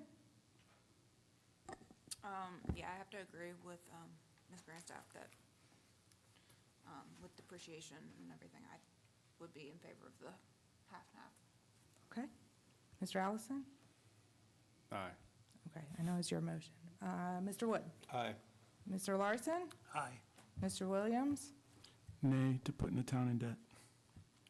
Okay, and I vote aye. So we'll move forward with scenario one from that, and then you guys will be back with us again on the resolution for all the CIP items. Right? Policy. Yeah, the policy The also policy, separately. And we will work on a financing schedule with staff and be able to figure out which meeting we'll be back to present the results. Correct. Again, there will be a couple of actions council will need to take in order to issue the debt. But we will work on a schedule so that we know when we're coming back with the funding proposals, and you'll know ahead of time what are the actions necessary. to And if we consider. win the jackpot in the meantime, we'll let you know. You can stop it. Yeah. And you Okay. want the cash-funded CIP items to be brought into the Yes. next meeting?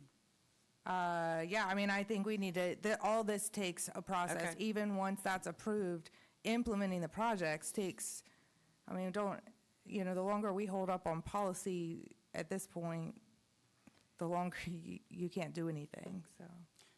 So I just want to be clear, Mr. Cole, you'll be bringing back the scenario of the combination of the debt plus the cash. debt.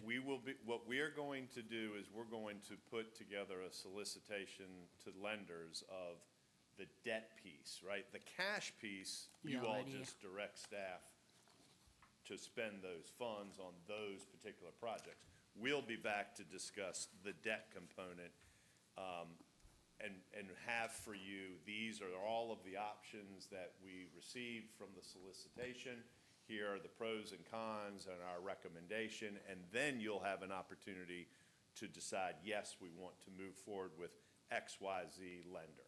Okay, because that was the clarity I was seeking, because to allude to Mr. Williams' point, the goal is not to leave the town in debt, but we want to be realistic to see what that looks like, but we don't want That's to right. hold the town hostage to And we've given you that. estimates. What we're going to bring back is actual proposals, Okay. and you'll have an opportunity to decide to move forward with that proposal or not.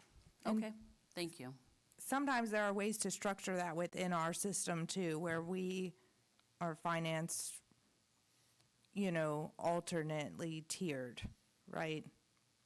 Like we did this with the school where, and maybe this isn't big enough for that, but in the beginning, we have the capacity at 20K and then 30K and then 40K, so not evenly tiered over the 10 years. Yeah, I mean, what we've shown you here is sort of level annual payment. Right. If you said, look, we'd like a couple of years where we can, Because there is, by that third year, a pretty big, for this, a kind of coverage in that.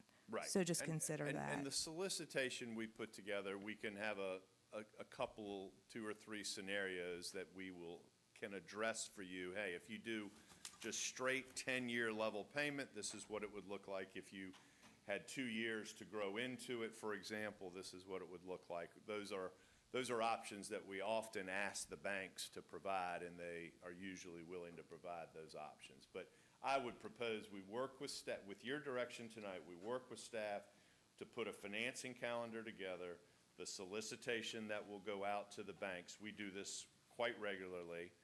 And then a calendar that will say, we will be back with the results of the solicitation that will be non-binding at that point, meaning you're not obligated to move forward, but we'll present those and you will have an opportunity to take a vote about whether to move forward or not.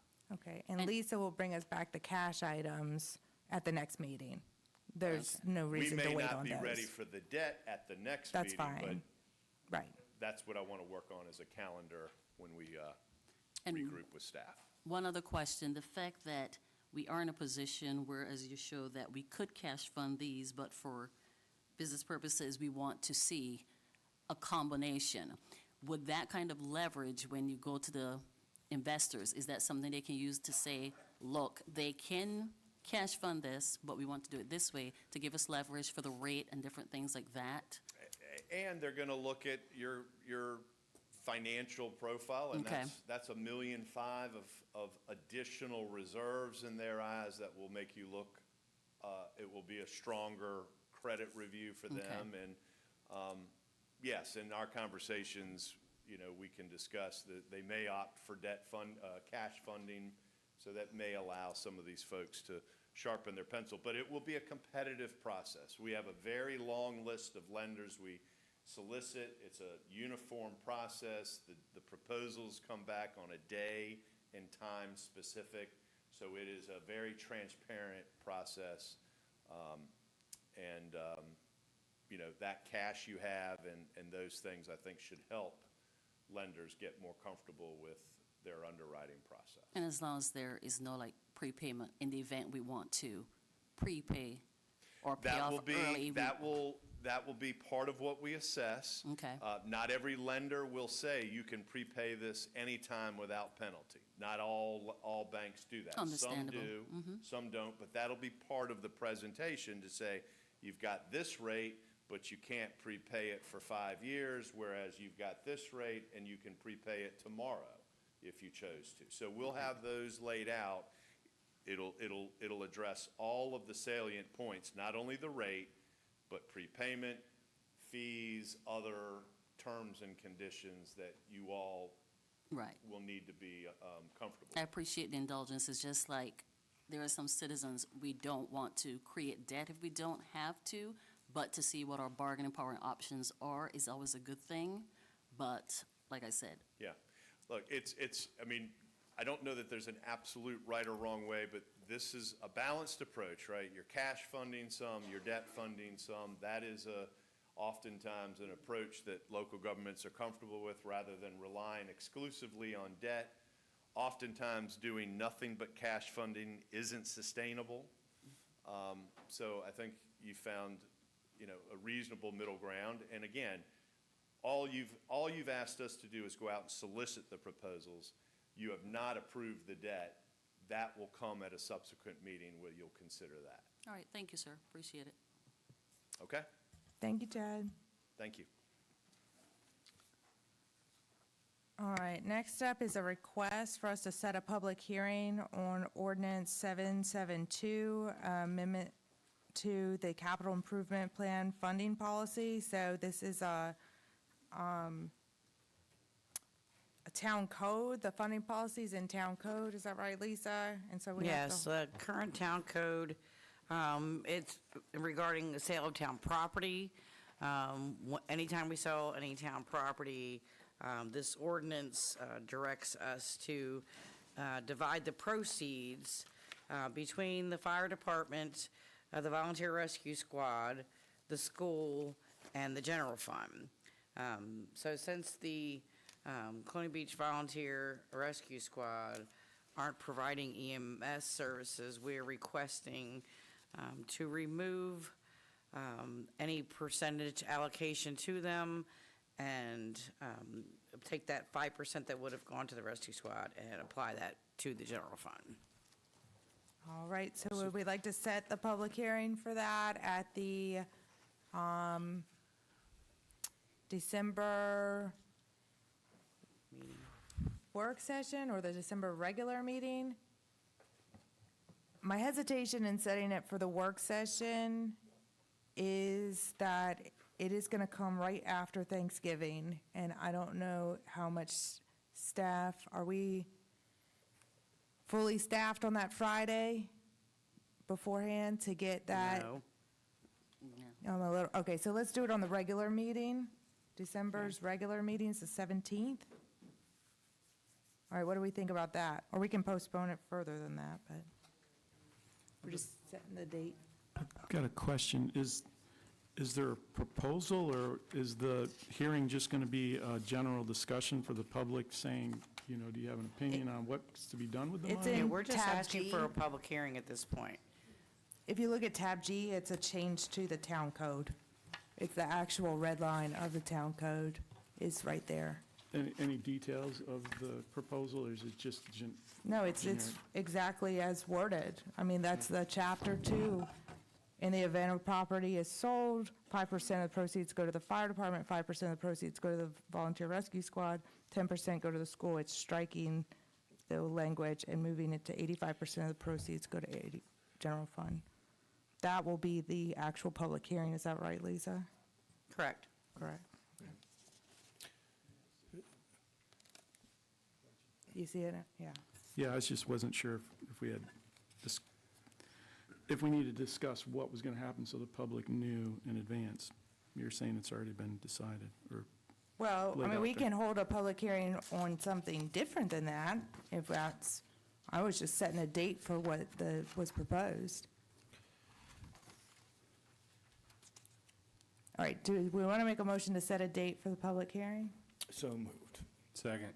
for the regular December meeting? Regular meeting, Correct. yes. Okay, is there further discussion on that? All right, all in favor? Aye. Aye. Aye. Any opposed? All right, you guys got it, December 17th?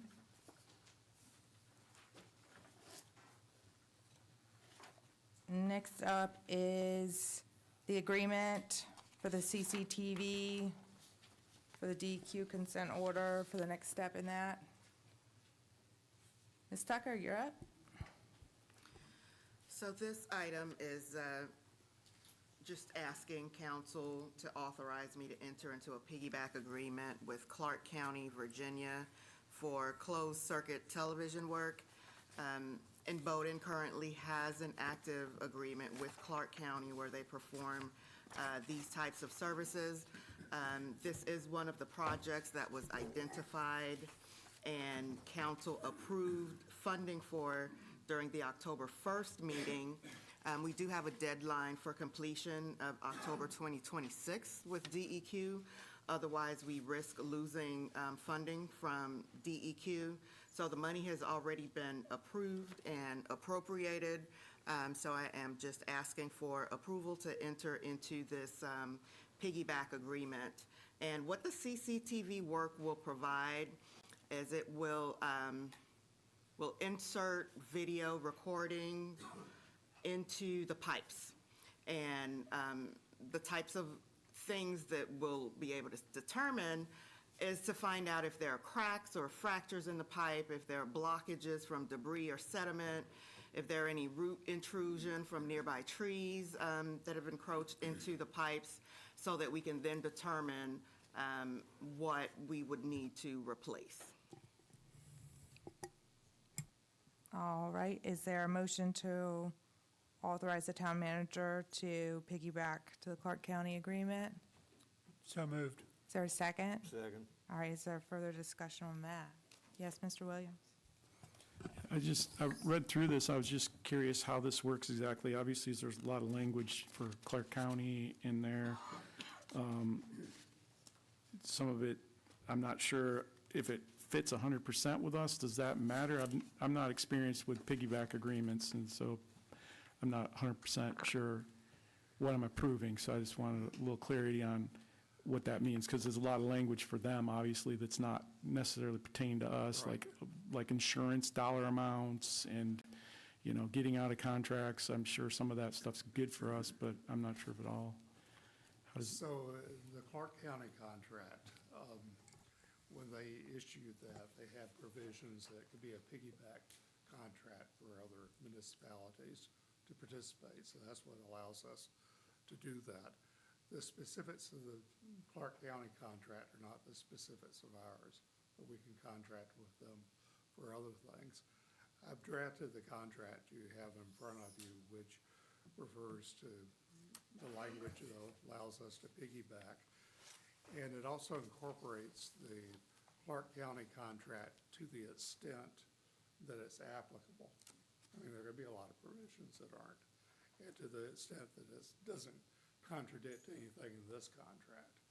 So what this contract does is set out the time period and the amount of the contract. And it also incorporates contract language that council has previously approved to be in all contracts. So the actual contract itself is only like 3 pages, but you have all the attachments that incorporate all the other language.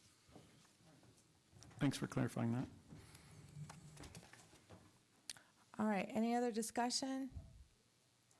All right, all in favor, say aye. Aye. Aye. Aye. Any opposed? All right.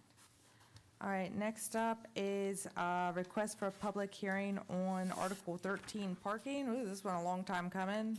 Darla, bless your heart. Yes, Madam Mayor, members of council. If you want to go to the next screen, that'd be great. So just a little background, you know, this zoning text amendment, if you look at it, the number's 24-02. We decided not to change the number related to it because this did come to you back in 2024 and with recommended changes to Article 13 in parking.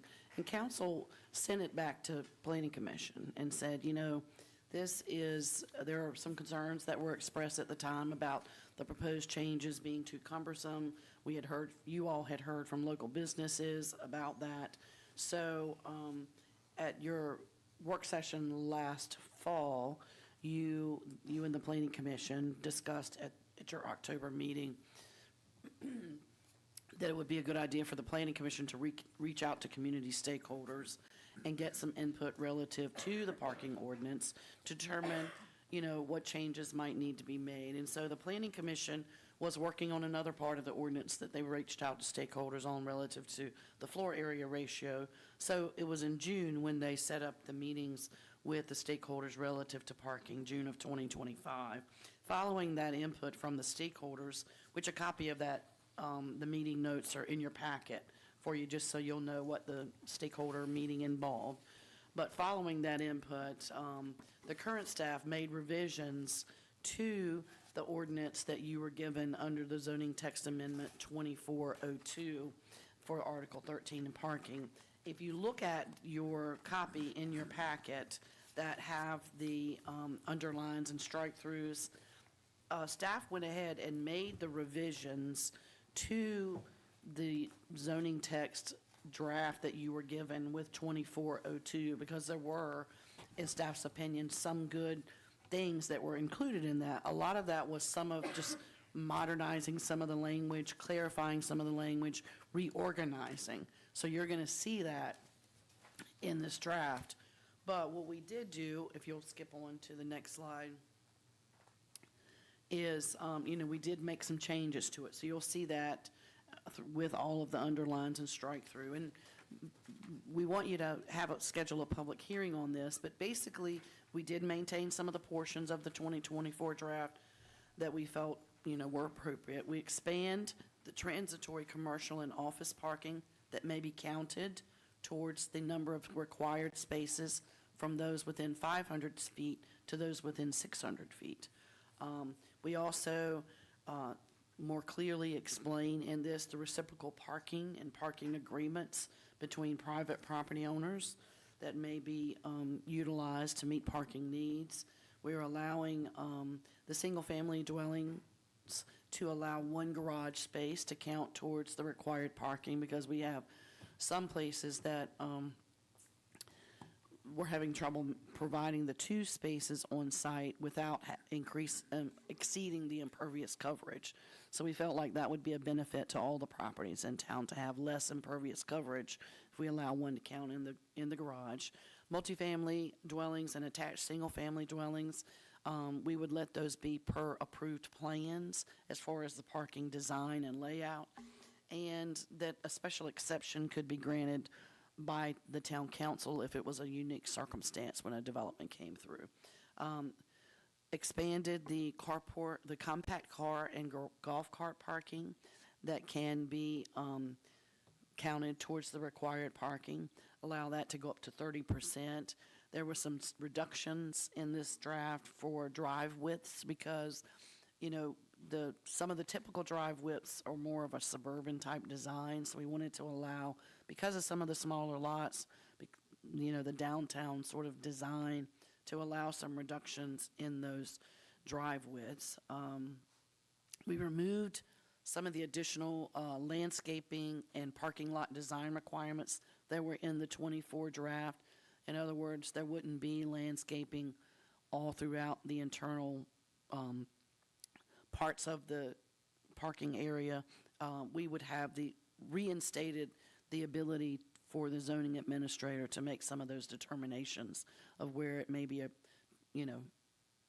able to reduce the landscaping requirements on a site-specific basis. And encouraging cross-access easements to improve movements in certain areas. And also, you had to deal with, how you calculate parking spaces, clarifying and modernizing some of the terms relative to uses and parking requirements, and then reduce the number of spaces for certain uses. And as an example, like mixed use, if you had a mixed-use development, bedrooms in that mixed-use development would only have to have a 0.5 space per unit. So just trying to look at, again, how do you make some of those things work? 2 spaces per dwelling unit doesn't work in the downtown urban design. And so looking at some of those, we did not make these up on our own. We did look at some other ordinances that have good examples of downtown areas and, modeled some of the parking numbers based on those areas that we know have been successful. So we are asking that, the Planning Commission at their meeting on October the 9th voted unanimously after their public hearing to recommend approval of these revised amendments to you. And with the next slide, staff is requesting that the council authorize the advertisement of a public hearing for these revised amendments for the council's December 17th meeting. And I'll be glad to answer any questions.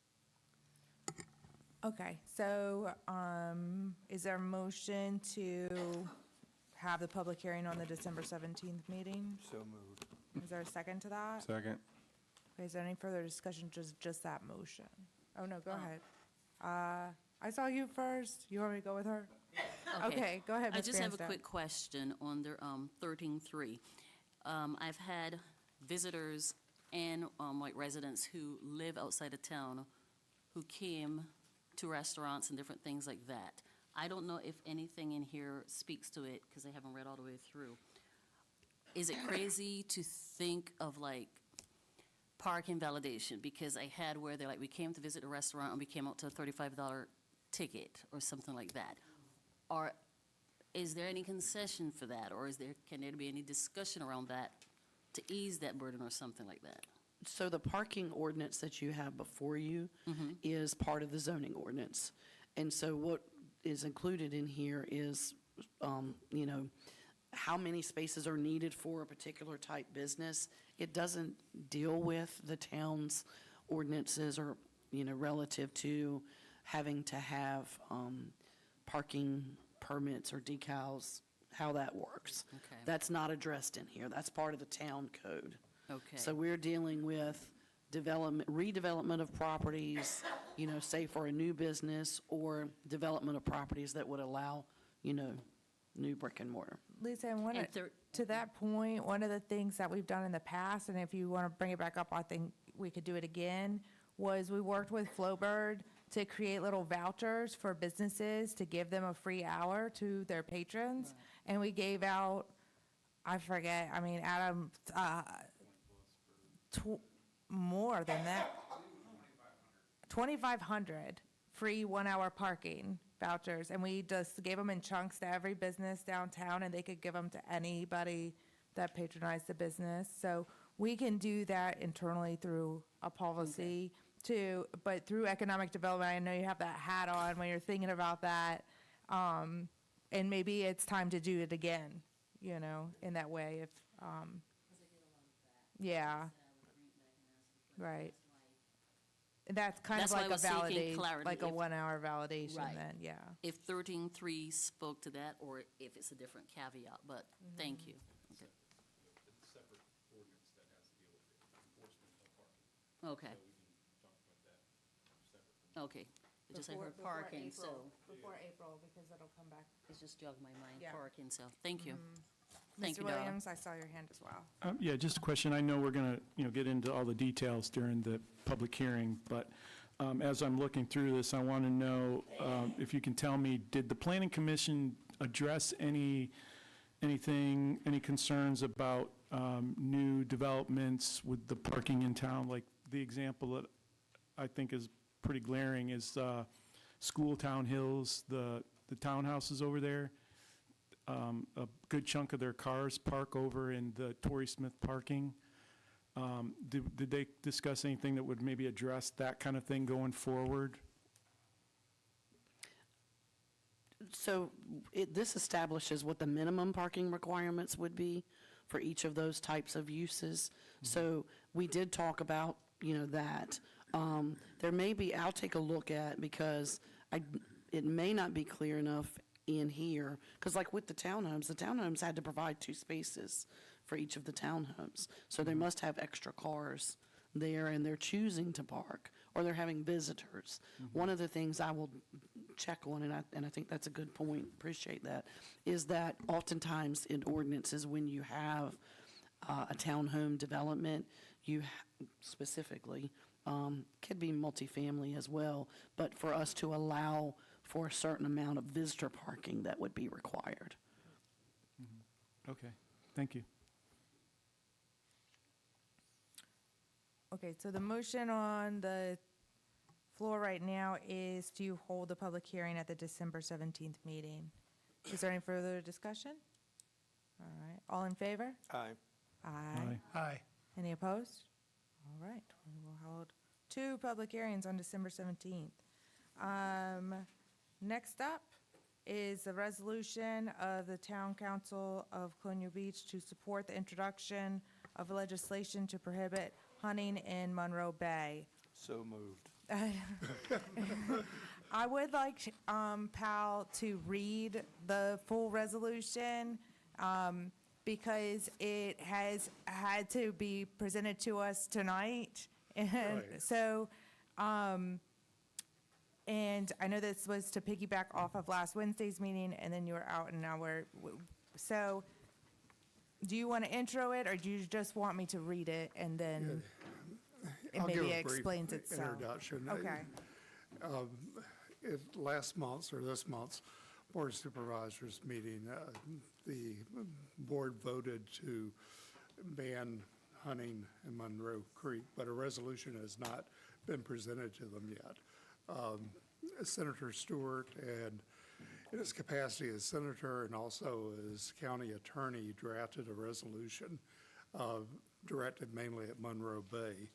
We have suggested additional language to make it not just Monroe Bay, but out into the waterways, as you'll see on that map, and also 50 feet, or I believe, or 50 yards into the inland part.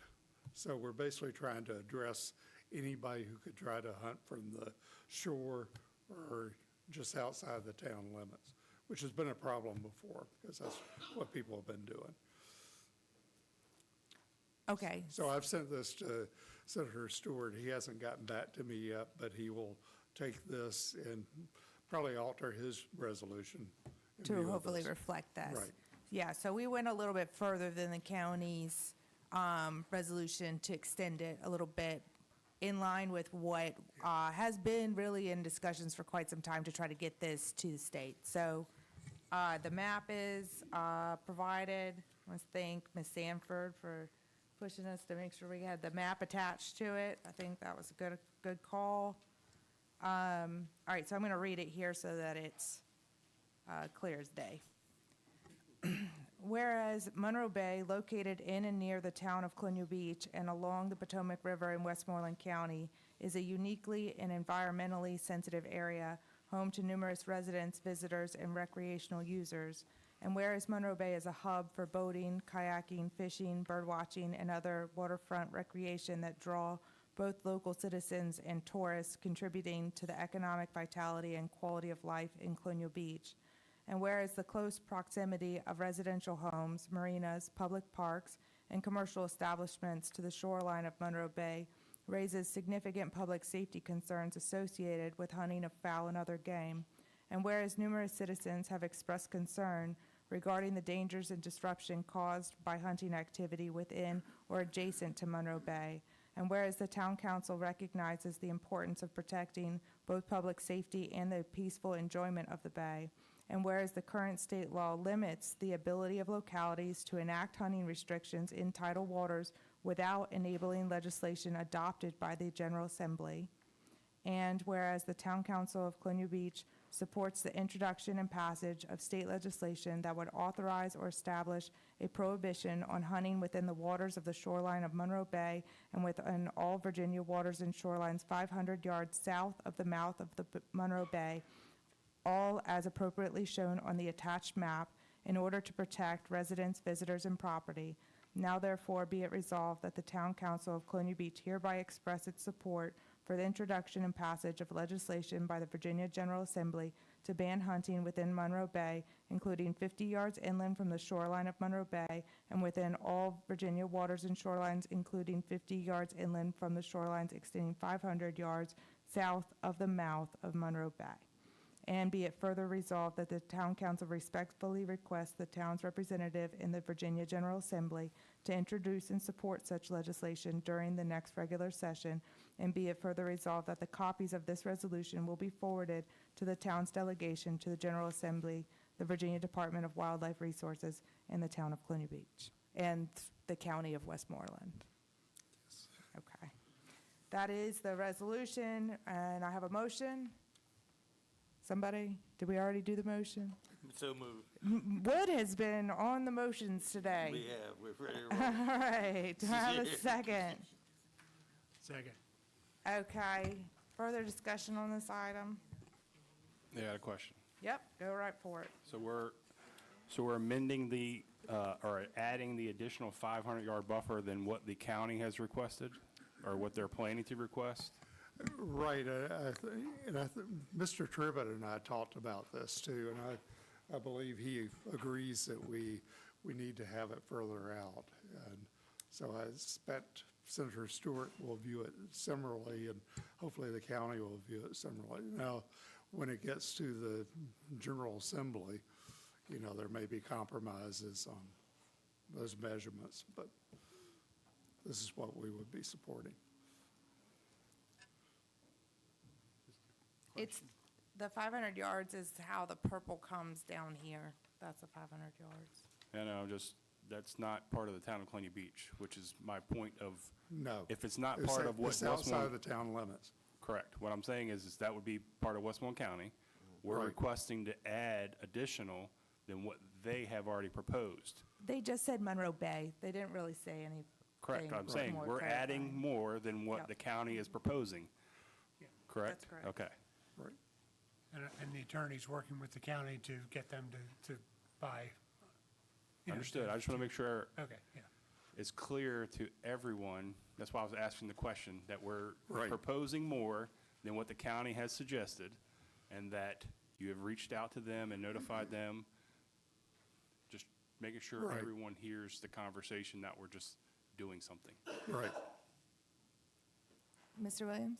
Oh, yeah, I just wanted to clarify, so this does cover like the main area that people have had the most complaints about, which is down by the yacht club and Right. in that general I mean, vicinity. where the hunting was going on around the yacht club was outside of town limits. And so that was a problem. Town didn't have jurisdiction to enforce that. But now, having a state law that prohibits hunting there is something entirely different. Thank you. And that's the point of the 500 yards, is Right. if we did not add that language, that area would still not be included. Right. Clarity, Robin, just a quick thing. When you were reading at the end, the last bit for the resolve, after Town of Colonial Beach, you said, and Westmoreland County. Is that something that needs to be there? I That was a- added in Westmoreland Right, I- County I because we should've- have to provide I it to should have them. substituted Westmoreland for town of Colonial Beach. So does that That's need one to I be missed. corrected? I did an ad lib for you. Well, that is how I wrote it, so that is how the motion will be Okay, because it done. wasn't showing on here, so when I heard you saying Westmoreland County, I'm Yeah. like, do we need to Because make he this? said the town of Right. Colonial Beach, and I said, and Westmoreland County, I did add, Right, but it is appropriate that it really should be forwarded to Westmoreland County. right.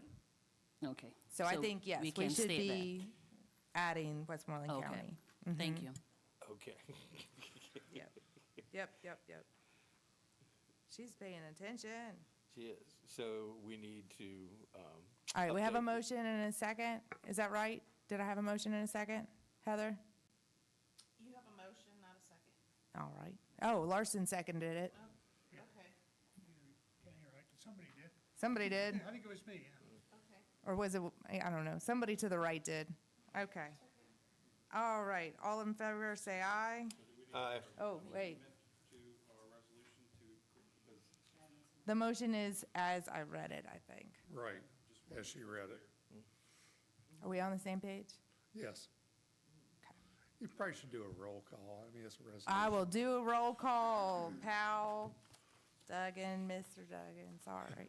I will do a roll call. All right. We'll go from the inside out again, opposite this time. Spice it up. Williams, Aye. Larson, Aye. Wood, Aye. Allison, Aye. Sanford. Aye. Grandstaff. Aye, And I vote aye, as read, correct, Westmoreland County. as read. Thank you. Why are you doing that to me?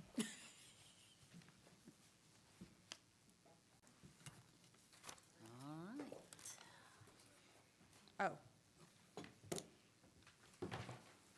Oh. Okay, before I read this in, it was brought to my attention by the clerk that we should maybe consider canceling the December work session right after the Thanksgiving holiday without staff around that Thursday, Friday beforehand. Town hall closes at Wednesday at noon, 12:30, and we're not back in the office until the Monday of the week of the meeting. So any agenda preparation, Would be tomorrow. yeah, it's up to you guys. I just was throwing it out there. All right. Do we want to consider that? So Canceling the moved. work session? So moved, she says. Is there a second to that? Second, over here. Thank you for picking it up on this side. Seriously. And so All right. you're doing this by resolution. I just call for a roll call, just to, Again? yeah. Yes, sir. I mean, I don't think you have to, but. All right. We're trying to soul certify and get out of here. Mr. I know. Devon. All right, cancel the December work session. We'll just hold the regular meeting, which is going to be pretty full because we'll have also the EMS presentation from Blake and the 2 public hearings on it as well. Okay, so I'll roll call vote. All right, we'll spice it up again. Allison? Aye. Sanford? Aye. Grandstaff? Aye. Williams? Aye. Larson? Aye. Wood? And I vote aye. All right, now I'm going to read us in. I move that the Town Council of the Town of Colonial Beach, Virginia convene in closed meeting for the following purposes and to discuss the following subjects, all of which are exempt by Virginia law of public meeting requirements as indicated, namely pursuant to Virginia Code 2.2-3711A7 for consultation with legal counsel pertaining to probable litigation where such consultation in an open meeting would adversely affect the litigating posture of the public body, and pursuant to Virginia Code 2.2-3711A8 for consultation with legal counsel retained by the town regarding specific legal matters requiring the provision of legal advice by such counsel. All right, with that, move, do I have a second? All in favor? Aye. All right, we'll take a bathroom 10-minute, 5-minute recess and then be in closed session. Thank you. Thank you, everybody.